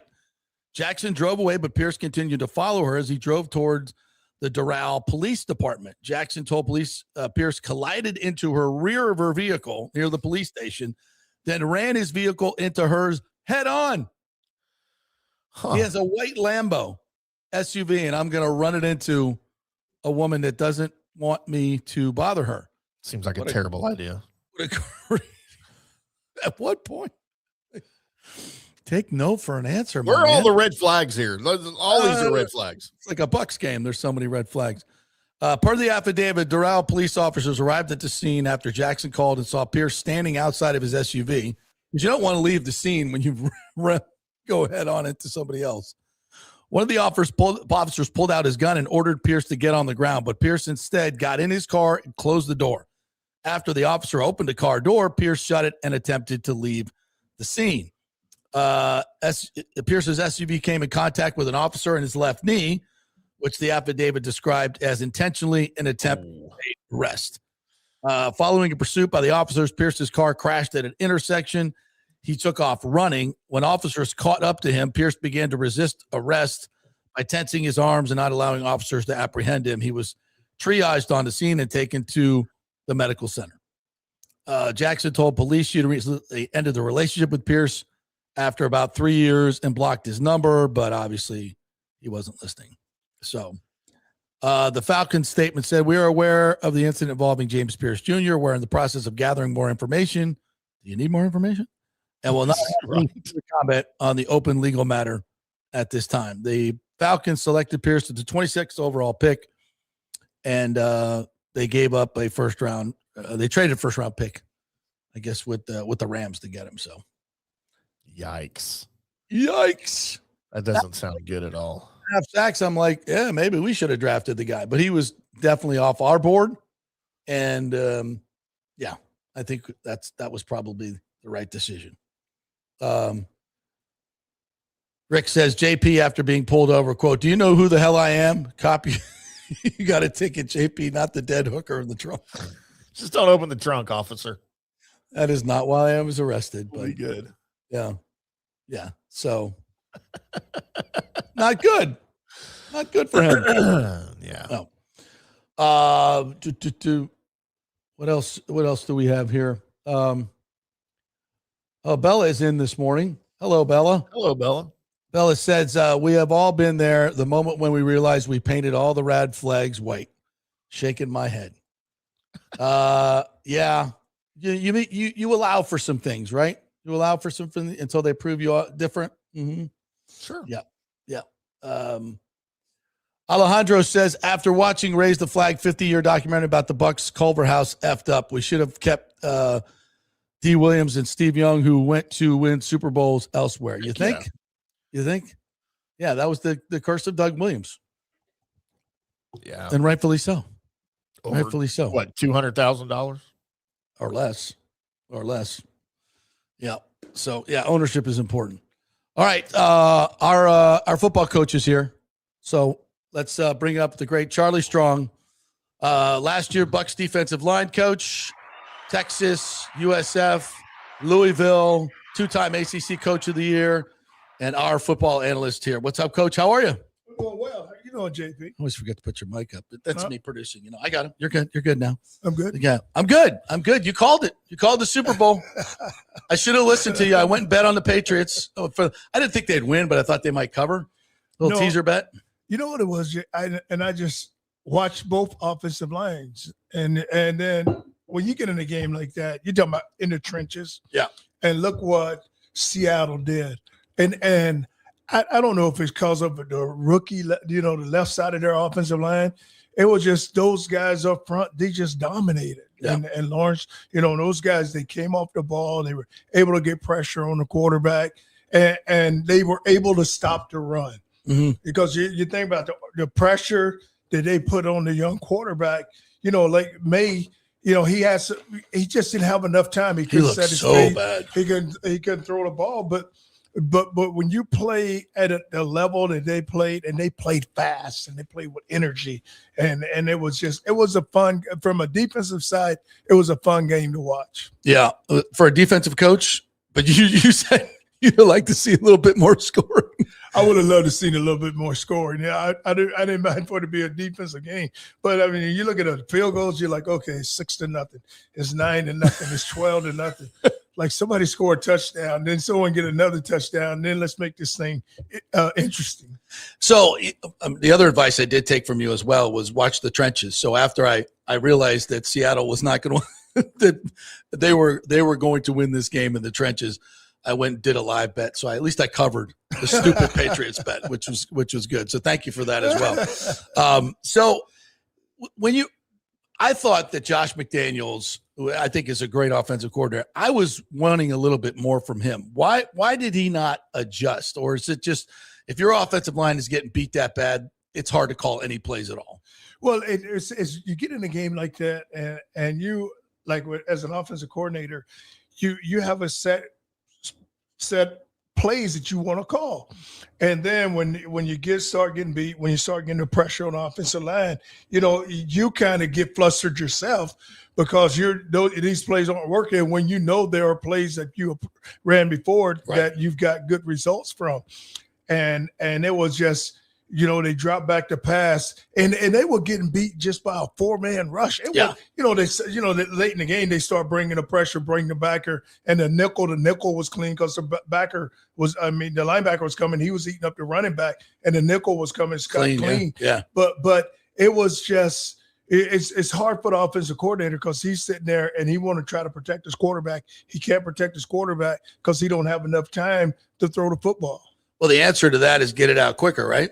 Get it out into the screen game and some other things, and I didn't really see that. No, but I just think that those guys, they sat down on a lot of routes. If you watch into the boundary, they rolled up a lot because Job was a corner into the boundary, and he's really physical into the boundary with the receivers because he could be, because he had a guy over the top of him. Right. So you can be. So when you looked at that Seattle plan that McDonald put together, what really jumped out at you? Just better personnel. I mean, they were rush 4, cover 2, basically, right? The whole game. Basically, the whole game they was rush 4, cover 2, but it's just the energy that they played with. And you watch that game when it started, so Seattle takes the ball and they drive the football and they get a score. They don't get a touchdown, but they get a score. And then right there you start, and then New England comes back and they don't get anything. So then you start wondering, okay, this game is going to be one up front. Yep. And now can can New England, can they match them? Can the Patriots match what Seattle? Can they just match their energy? Yeah. You know, I always felt like, JB, when you get in a big game, your defense got to outplay the other team's defense. So don't look at the matchup on if their defense are getting turnovers, we got to get turnovers. Yeah. Hey, if they're putting pressure on the quarterback, we had to put pressure. And they did. You know, the Patriots played pretty good. Yeah, their on defense was good. Yeah. They played really good on defense. I don't know if you remember, there was one time the score may have been like 9-0 or 12-0, and their defense had got to stop. The Patriots defense had got to stop. And then all of a sudden, something happens with their offense, and the camera, it shows the whole defense. Look at all them guys like drop their head like, God. But they grab their helmets and they're like, here we go again. Go again, yes. At some point, you get demoralized, right? I think Collinsworth even said that. At some point, when you see your offense just doing nothing, I think they had, 56 total yards in the first half? Yeah, and that's the thing. Like, you start, it's not so much you're demoralized. It's just like, can we make a play? Like, something's got to happen there. I mean, are we just going to, a receiver going to get open here, or the running back's going to make a big run? And it didn't happen for him. Yeah. And that was what was frustrating, because they were playing lights out on defense. Now we just got to get a little help. Something. Just give us something on offense. I think it was maybe the second play of the game where Darnold, it was the inside receiver ran a little out, and the corner I don't think it was Gonzalez. It was one of the other Patriots corners, kind of undercut it a little bit. Should have picked it. It was a nickel. Should have picked Right. it. You remember? And that would have been a touchdown. That was a pick six. And he put the ball to the outside. The receiver makes a catch. Yeah. And gets the first down. But that was a pick six right there. Yeah. If You're he right. does It was that, the nickel backer 25 was the one that undercut it. Yes. Yeah. So if he makes that play, now that's his first turnover in the playoffs, and Lord knows where his head goes from there. Right. And he threw another one in that same sequence that should have been picked. Should have been picked. And that's the thing. When you have those opportunities, you got to capitalize on those opportunities. And they didn't capitalize on them because they had plenty of times, like Darnold made some throws, and even they were hitting him. I mean, their defense was getting back there, and they were putting pressure on Darnold, and he let a couple of balls go that you figured, oh God, this ball is going to be intercepted. It's going to be. And even with the play that Gonzalez made, it almost comes down with it. Yeah, over the middle. Yeah, over the middle when they threw the deep post. Yeah, I mean, he's like, oh my God, he's got it. And then he had both hands on it, and he doesn't make a play. But you have to make plays, and that's what it comes down to, just making those plays in those moments. Do we get caught up sometimes in too much about scheme and not much about those particular moments in the game? Yeah, I think it's going to come down to just one-on-one. Who's going to win the one-on-one battle with players? Yeah. Because now in those games, it's all about the dudes now. They got to line up, and those guys going to make play. Either you're going to make a play or you're not going to make a play. And it's one-on-one. It's a one-on-one battle. Hey, guys, we got to win our one-on-one battles up front, which Seattle did. Even on the other side, they did. Because, with Barmore inside, with Williams inside, they were able to win some one-on-one. If you watch where the ball went, Jay, it bounced outside every time. Yeah, they said that ball was not going to go up the middle because they were not going to run through the middle of the Patriots defense. They didn't. They got on the edge, and they didn't do a good job of setting the edge. And so Walker were able to get to the outside and bounce out and get explosive runs, which their defense had not given up those explosive runs. And they still were able to hang in there and hold them to field goals, because when they got in the red zone, Seattle didn't capitalize with touchdowns. They came out with field goals. And I always said this, when you get that ball in red zone, a good way for the defense to score 4 points, hold them to a field goal. Yeah, exactly. You got 4 points. Those are the difference makers in games, when you can play good red zone defense. And they did, and that's what kept them in the game for as long as they were able to stay, because you were sitting there like, oh God, at some point, can the Patriots make a play here? Can Diggs get open? Can Butte get open? Can something happen? Can Henderson break a lone run? You was waiting for that to happen. I thought Drake May played scared. I don't know if it was his shoulder or just, listen, I know the pressure will make you look scared. It just, it can get to you, and it got to him early on, but I still thought that he was holding the ball, and he did that a lot this year. He took a lot of sacks. I think he took 15 sacks in the postseason, which is a record. So he's not a guy that wants to put the ball in danger, but at some point when you can't move the football, there's a fine line between playing too careful and playing scared, right? It's all about you trusting your ability. Right. And like you said, I think what he was waiting on for it to be wide open for him, where it was a clear picture. And it wasn't a clear picture, Yeah. and the pressure was coming.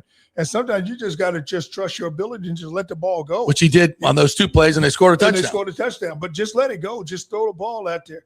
And he didn't want to create turnovers because he knew the defense was playing so well. And he didn't want to put them in a bad position on the field.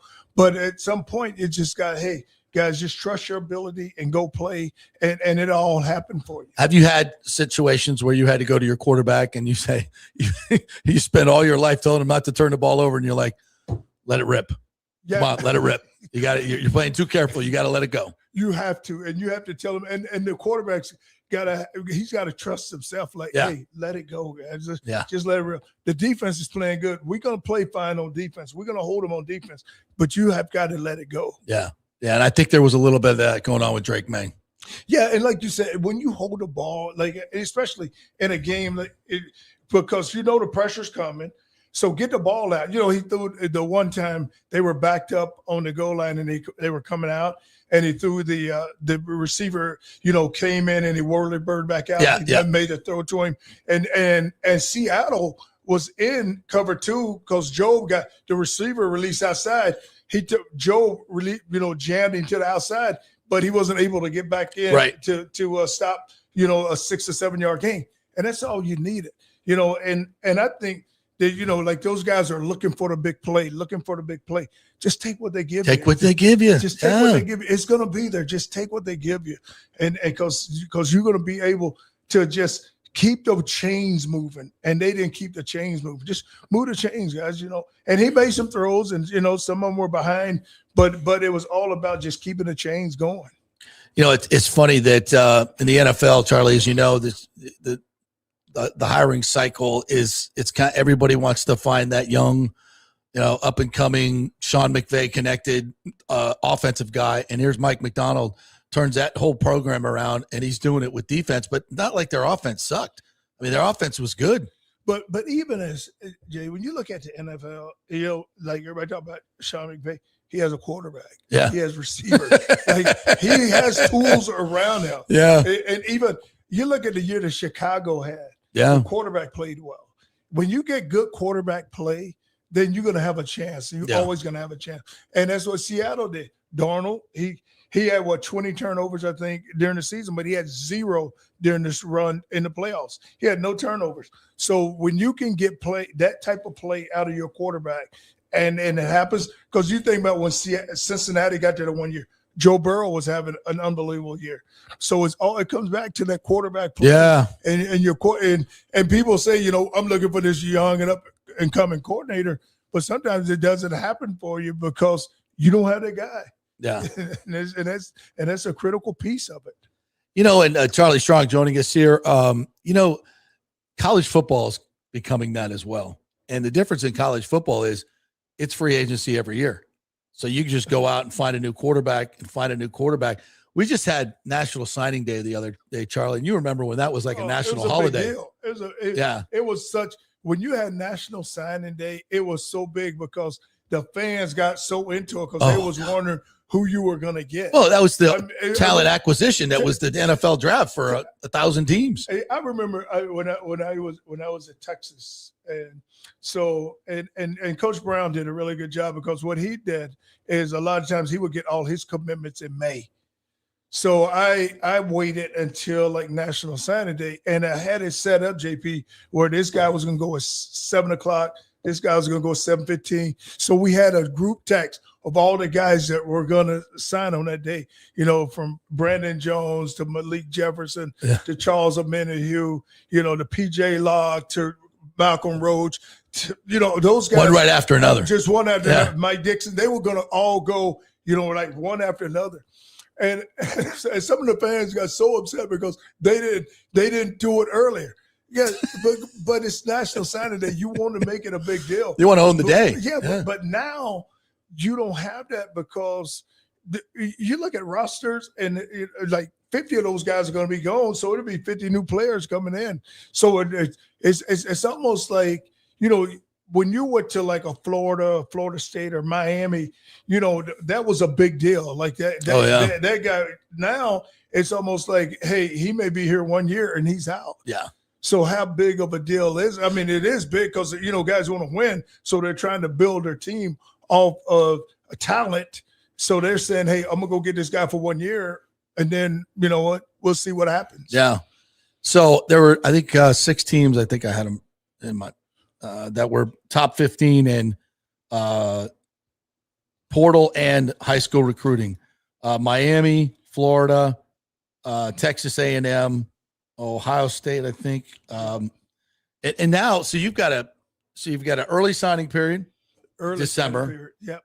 You got the portal class that opens up at the same time, and then you have the other signing period in February. Yeah. So you go early signing period. So it's almost like those coaches now in college, they are working around the clock because they got to stay. They got to get in the portal. So you know what, guys are getting in the portal. So let's go sign these guys early. Now let's go get our every guys, and we got to keep the guys that we have. In high school. Yeah. It's every day on your team. Yeah. You're battling every day that, okay, I just wouldn't sign this young man.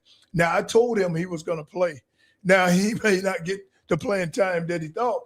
He's in the portal. Absolutely. And the thing about it, those guys can leave as long as they go by and see the compliance director say, hey, listen, I want to transfer, and that boom, they're out. They're gone. So if you don't have a great relationship, and that's what's killing it, JP, more than anything, is that relationship. Like, you don't really have that relationship because, guys are in and out. So a lot of times when you go recruiting, you kind of build that relationship with that family and that young man.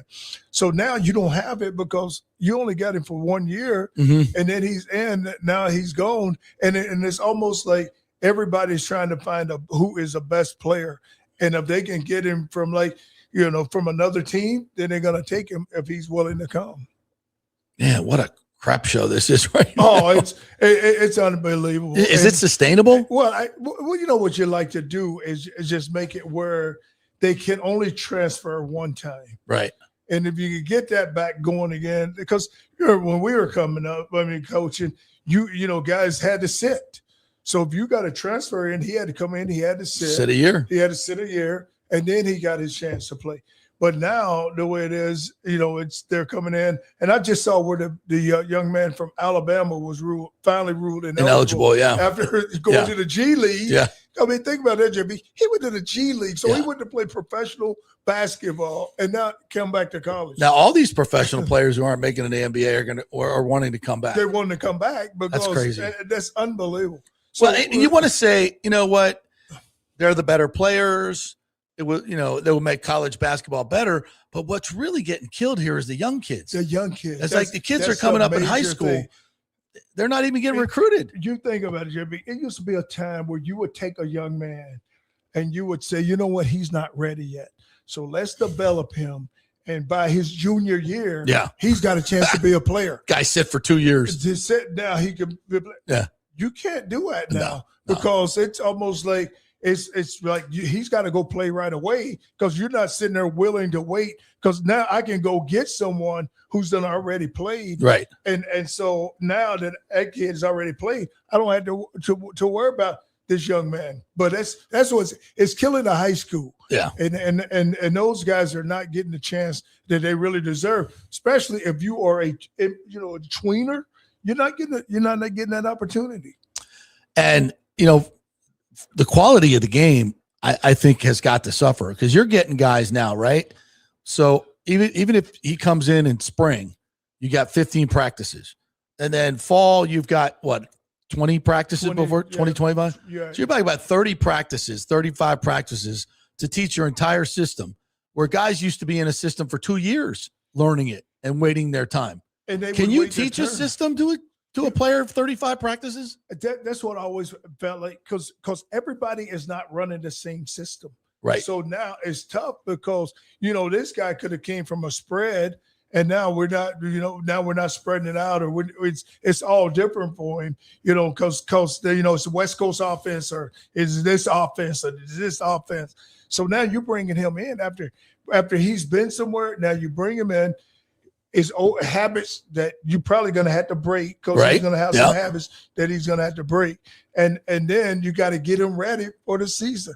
But that's That's hard, right? That's really hard because you're sitting there, the guys that had success, like, okay, so Miami takes the quarterback and he has six coming from Georgia, Carson Beck, back because, but he has some receivers around him. He had enough around him. And then Indiana goes and get who they get. Mendoza, and they win the Heisman with Mendoza. But, that's not going to happen every year. You're not going to be able to just reach into that bag and pull someone out and say, you know what, we're going to go. Well, it looks like Miami's going to do it every year. They're going to go buy the best quarterback this 3 year. They got Cam Ward when you were there. Right. And then, but that made a little difference. That made a big difference for her. So Right. now they just went and got the young man. Carson Beck, and now they got Mensa from Duke. Yeah. Bought his $5 million buyout, and then paid him whatever they paid him. And see, but that's what's going to really hurt college football is the teams with the money. It's the have and the have-nots. So if you have the money to go do it, they're going to go do it. But it's hurting. I just think it's hurting the game. It's hurting everything about the game because you want to teach a young man that if things don't go right for you, then you got to battle through it. Because when he gets in life, everything's not going to go good for him. So where's he going to run to? The transfer from IBM to I don't know, Apple. I don't know. That doesn't work that way. It don't work like that. Hey, I can't get mad over at IBM and I'm going to go over to Apple and get a job. But to the highest bidder. No, that's what's going to hurt the game because we're just not teaching them no values now. Yeah. They're just in and they're out, and we're not building relationships with them. They're not.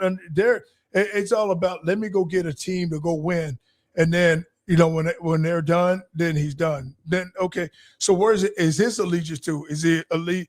Where he transferred from? I mean, where's my school at? Who do I really go root for? When you come back for alumni day, where are you going? Where am I going? Won't have many of those left.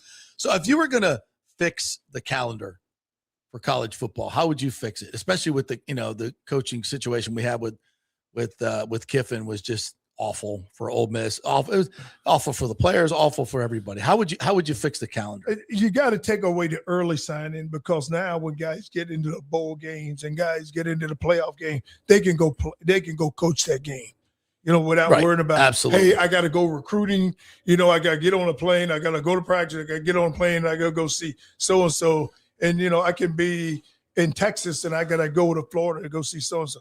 So if you could take out the early signing, because really February, the first Wednesday in February is great. So then you still have time to go and recruit. Yeah. So if you are in the championship game or whatever, if you're in the playoff game, just take out the early signing and let those guys go coach their team. So then you don't have the show like we had with Lane where, you don't know, is he going to let his coaches coach? Right. Or is he not going to let his coaches that was coach? awful.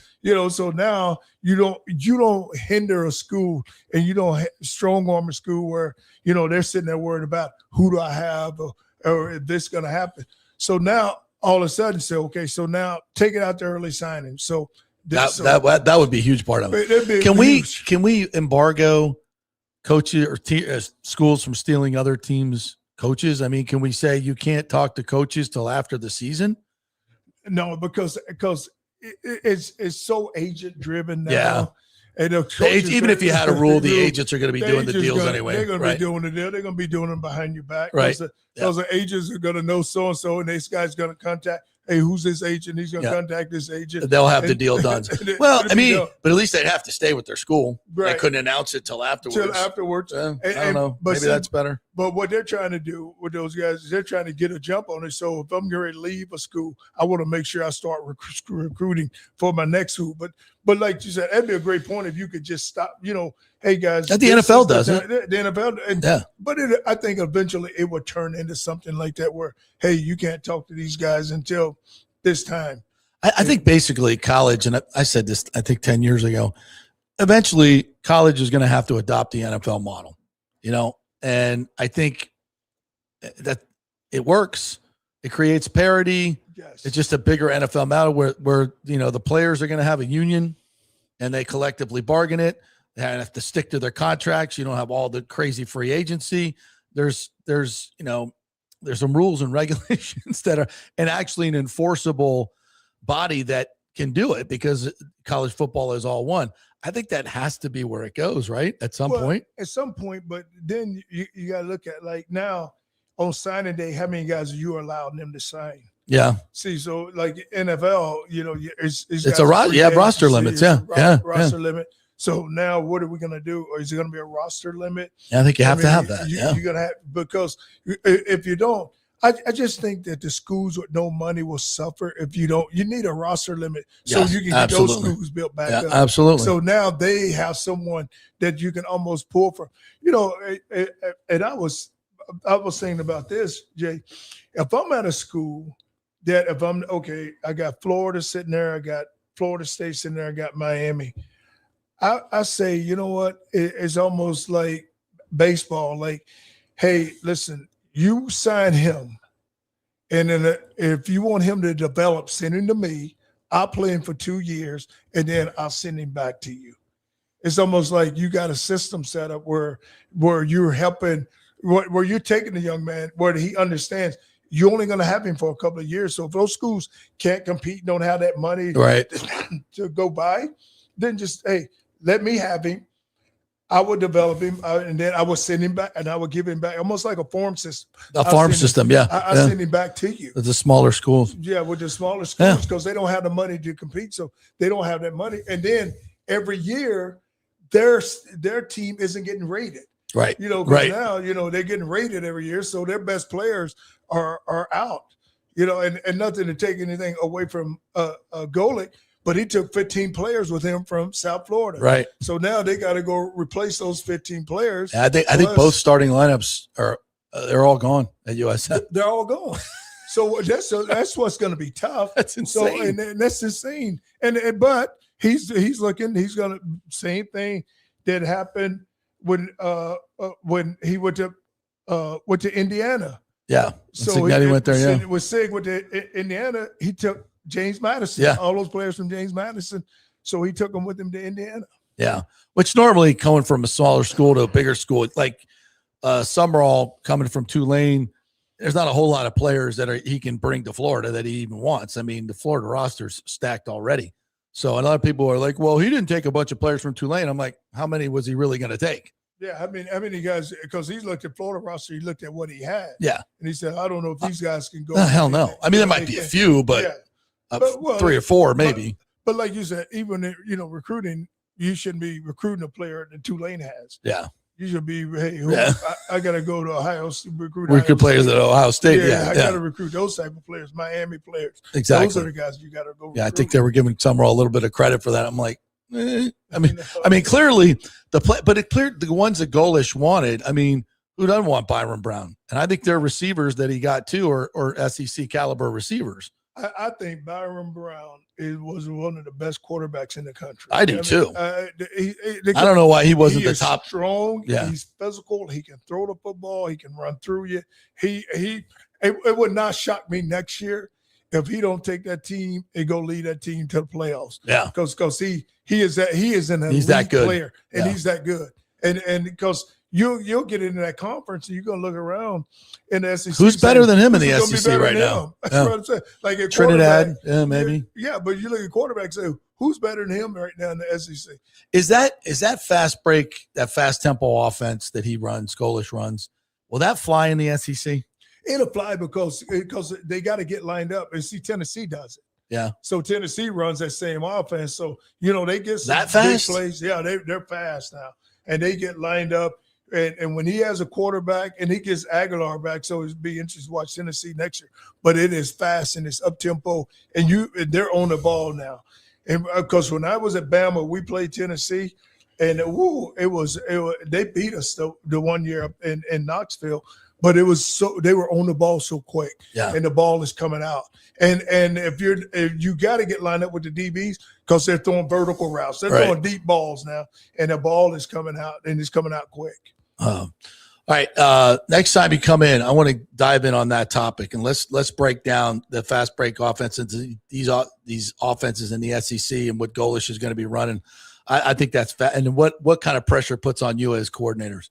Well, especially on defense. Will you be able to sleep this week now that I gave you that assignment? No.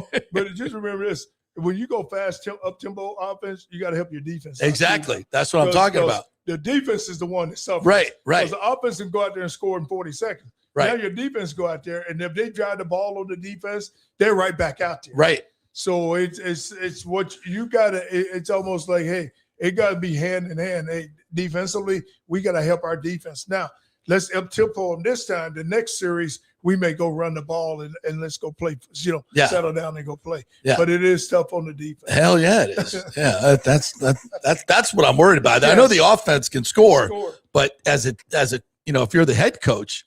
Sometimes you don't want to score so fast. Your defense, the tongues are out already. Slow it down. Yeah, absolutely. Yeah. All right, Coach, great to see you. You too. Thanks so much. I got to hit another break here. Already. We'll hit one final break here, and then we'll come back and get to your comments, finish up the comments.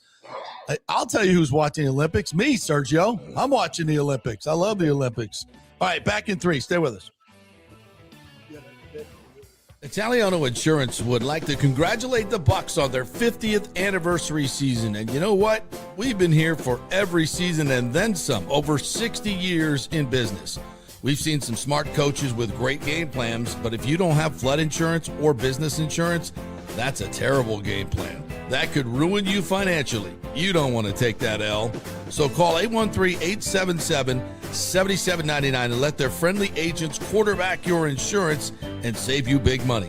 Italiano also sponsors our FSU report every week, so go Noles. 813-877-7799 or go to ItalianoInsurance.com. Experience the art of driving at Genesis of Tampa, where luxury meets innovation and every detail is crafted for you. From the bold G70 to the refined GV80, Genesis delivers power, elegance, and technology years ahead of its time. Book service online, and our Genesis Experience advisors will pick you up and drop off your vehicle. If available, you can enjoy a courtesy car while yours gets a complimentary interior vacuum plus a generous offer for your trade. Every new Genesis comes with the Miracle Advantage Plan, 10 years or 250,000 miles of powertrain warranty and 4 years of complimentary maintenance. Visit us at 801 East Bears Avenue or online at genesisoftampa.com. Genesis of Tampa, luxury redefined. Sports fans, it's time to gear up. Head to fanstreamsports.com and check out our brand new merchandise store. We're talking bold t-shirts, 3/4 zips, hoodies, hats, mugs, and more. Everything you need to rep your favorite shows and your favorite crew. Whether you're rolling with the JP Peterson Show in Tampa Bay, From the Rough in Dallas, the Timm May Show featuring Clay Hall, or the Jeff Thidoff Show in Ohio, or any of our FanStream Sports original programming, we've got the perfect look for game day and every day. So don't wait. fanstreamsports.com. Click merch and grab your gear now. Wear the stream, live the stream, fanstreamsports.com. All right, guys, don't screw this up. It's Valentine's Day, and the first decision you make is go to the Gold and Diamond Source, where right now you can buy one, get one 40% off during their exclusive Valentine's promotion. Express your love with exquisite jewelry from the Gold and Diamond Source, where they have the largest selection of engagement rings. And here's where it gets really good. Starting on Friday at the Open, you can get a $1,000 gift card, and they will match it with another $1,000 gift card. Get $2,000 worth of spending power for just $1,000. Then at 6 o'clock, it goes down to $500. The $500 card match goes from 6 o'clock until close. So get in there on Friday up to 6 o'clock. It's a $1,000 gift card. They'll match it, giving you up to $2,000 in immediate spending power. Then after 6 o'clock, it's $500, and they'll match it and give you up to $1,000 in spending power. Don't miss it. It's Valentine's Day, and the only place to shop is at the Gold and Diamond Source, 3800 Olmerton Road, always online at thegoldendiamondsource.com. It's a love you give only at Gold and Diamond Source. JP here for Riveters, our new official sports bar and grill of the JP Peterson Show. And just like our show, no BS, no corporate chain feel, just amazing, authentic folks serving great comfort food in a casual atmosphere at unheard of prices. Riveters is located just south of Raymond James and Steinbrenner Field on Dale Mabry, walking distance to the park, so free parking, great place for pregame and postgame. Let's talk about fresh food. Nothing is frozen. Burgers, wings, prime rib, roasted fresh daily, never frozen. That makes a huge difference. The mahi, the salmon, also super fresh. All our sauces are original recipes made in-house. Our Warhawk chili and fully loaded potato soup is made fresh in-house. It's the best food anywhere, served by people who actually care. Riveters on Dale Mabry, just north of 275, just south of where the Bucks and Rays play. We'll see you there. Hey folks, Rays baseball and the summer heat will be here before you know it. So don't let your AC unit strike out and cost you hundreds or thousands for an emergency repair. Get a 1-year maintenance plan from Third Generation Plumbing and AC for just $169. Though will come out twice a year and service your unit. Clean the drain line, make sure it's running to peak efficiency. If you need an emergency repair, it's going to cost you hundreds, if not thousands more. It's a no-brainer, guys. Just call the great friendly folks at Third Generation. They work with American Standard Heating and Cooling to ensure you have the most efficient and durable units. Their split systems offer the highest efficiency available while reducing energy bills and maximizing comfort. So choose my guys, John Rodriguez and PJ at Third Generation, along with American Standard Heating and Cooling. Don't wait for the emergency that'll cost you thousands. Call Third Generation Plumbing and American Standard. 813-961-8024. That's 813-961-8024 or thirdgenerationplumbing.com. Let's go. Right now, back to the show on FanStream Sports. Welcome back to the JP Peterson Show. Thank you guys so much for joining us here. We're brought to you by the great folks at the Golden Diamond Source. It's Valentine's Day. Buy one, get one 40% off at the Golden Diamond Source. That is the only place to go to get those shiny, beautiful things for Valentine's Day, which is coming up this weekend, guys. Do not screw it up. Get on over to the Golden Diamond Source. If you're thinking about, dropping down to one knee, opening that Golden Diamond Source box like I did and Nick did, it's a great idea for Valentine's Day. Don't do it. Do it. There's other reasons to buy jewelry at the Golden Diamond Source. It doesn't have to be that. But it can be. So if you're and start it with a real diamond, do not get a fake diamond to start your relationship. That is not a good idea, folks. GoldenDiamondSource.com is where you go, and tell them JP sent ya. I mean, if you hate life, I guess you can do that. Look, you did it 4 times. Come on, don't. Yeah, I'm an expert at it now. I can tell you it's a bad idea. By the way, I don't think my apologies. We did not mention yesterday the reason you were on the show on Monday. Nick had a baby. Is it newsworthy? Yes. Did they have a baby on purpose? Yeah, they did. Yeah, now they got to pay for it. Does anybody? Okay, I have a question. Not to diss Nick. All right, congratulations. Yeah, congratulations to Nick. His beautiful girl. Case, mom's doing well. Casey's doing great, and the name of the lovely daughter is Collins. Collins. It's a cool name. What's her first name? I thought his last name was Geddes. Collins. I like that. All right. I like that. So how are you gonna? I don't understand human beings on the planet Earth or anywhere in the universe who actively try or want to have children. Like, that is a concept that is beyond my grasp of understanding. Like, the people that have children on purpose. Yeah. I can't even begin to relate to. Look, and I have 6 that I'm aware of. None of them were planned. Wow. We're all happy accidents. So happy to hear that today as I watch the show. And what I don't understand is the people who say to each other, as happy young couples in their 20s, say, hey, you know what would be good? Let's inject a child in this relationship and in this marriage. And another mouth to feed. Yeah, and we'll spend $1 million over the next 18 years to feed and clothe this child and send it to school. It's going to be a point of contention for both of us on how to raise it. Yeah. And all we're going to do is fight about it. That's not the way it is. Let's do that. That's a great idea. There is nothing better in the world than bringing a child into this world and loving. Like, my 2 children are just an absolute biggest joy of my life, without question. And I've done some pretty cool things, but they are my everything. And I don't bug them all the time. And we're not, we don't talk on a daily basis like, other helicopter parents do. I don't do that. I let them grow up and be who they are, and they've become amazing kids. But when I do get to see them, man, it's amazing. And on all their, growing up and all the joys of watching them grow up and do the things they've done from the silly little plays at church to watching my daughter sing and learn how to guitar. And she's amazing. And watching my son grow up and, play football and do the things that he does and just become just an amazing human being that he is. No, and a likable dude. Don't get me wrong. The payoff of that when they're grown up is great. Like I love all my kids. My youngest. No, I love the diaper stages. They were so freaking cute. No, sir. No, no one loves loved that. it. Loved it. Absolutely loved it. Like I said, I'm gonna crush being a grandpa. Crush. Oh, and see, that's another thing. I have threatened every one of my children within an inch of their life. Do not have a baby until I am long gone and dead. I am not doing this grandparent thing. F that. You're such a curmudgeon. Zero interest. No, I don't want any part of it. Sergio Biltres says, "Who's watching the Olympics? I'm watching the Olympics." Yeah, this guy. Isn't everybody watching the Where's it being Olympics? Streamed? Peacock, yes, and it's on regular NBC TV as well. It's on NBC. It's on True. Like it's on 10 different. Scott Hansen doing the Gold Zone. Yeah, so all you gotta do is watch the Gold Zone, bro.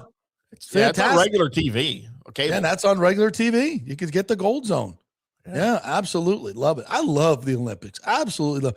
I love the Winter We can only Olympics. talk about Todd Bowles so much. For God's sakes, guys, you want to do that every freaking day? No. And what else do we talk about women's hockey? Bash and stew. So we're done with. We've moved on from that. So now we're just we'll take our shots where they're needed.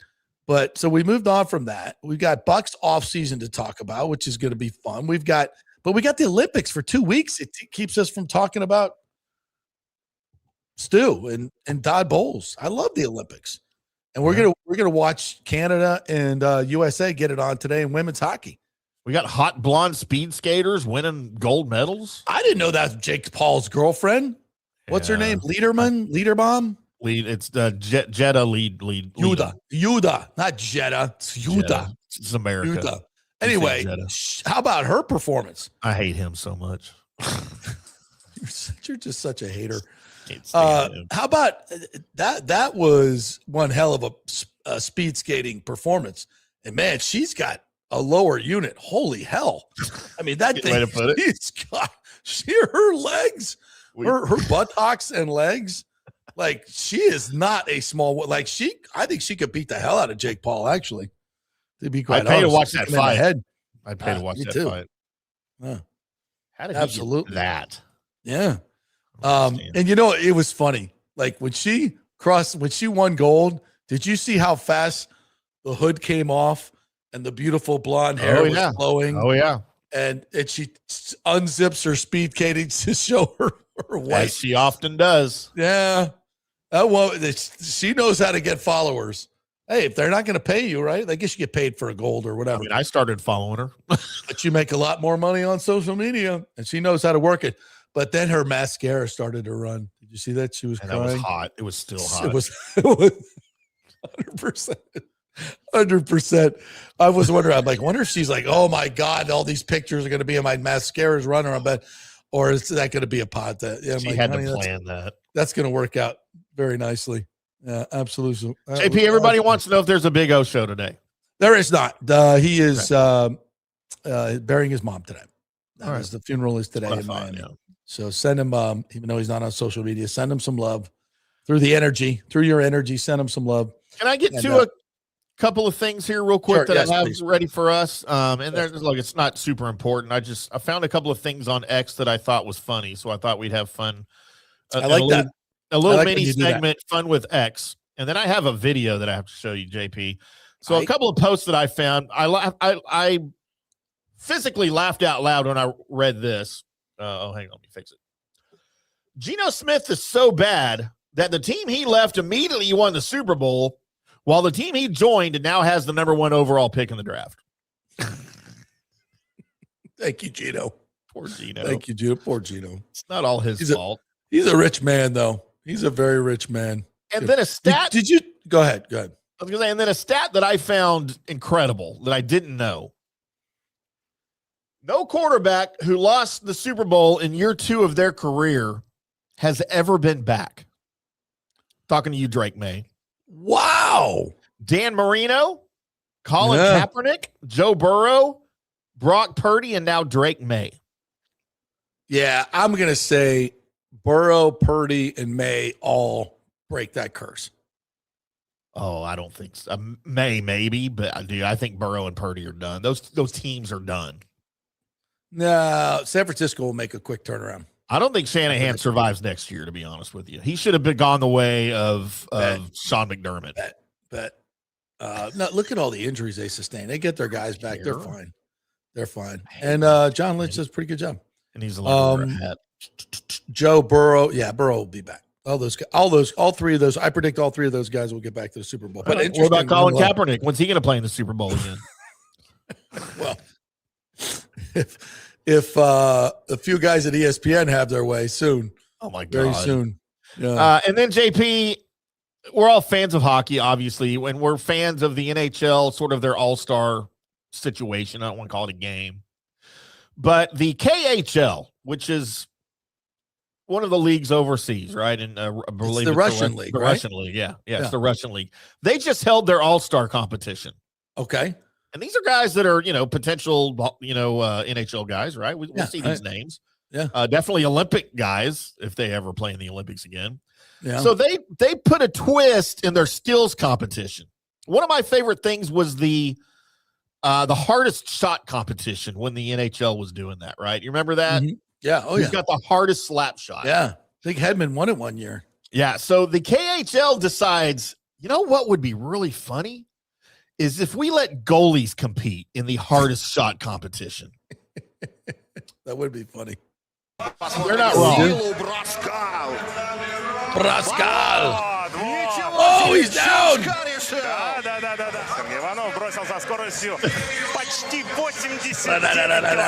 wasn't bad. And then you can see in the bottom left there the miles per hour.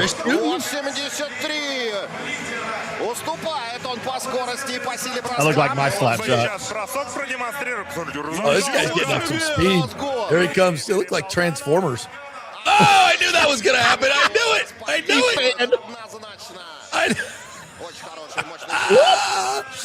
it. He missed that by a while. Watch this stud muffin here. Oh, my God. Oh, come on, hit the goal. Oh, you got to take out the goal, too. 106. Take out the goal. A goalie just hit a 106-mile-an-hour slap shot. Oh, my God.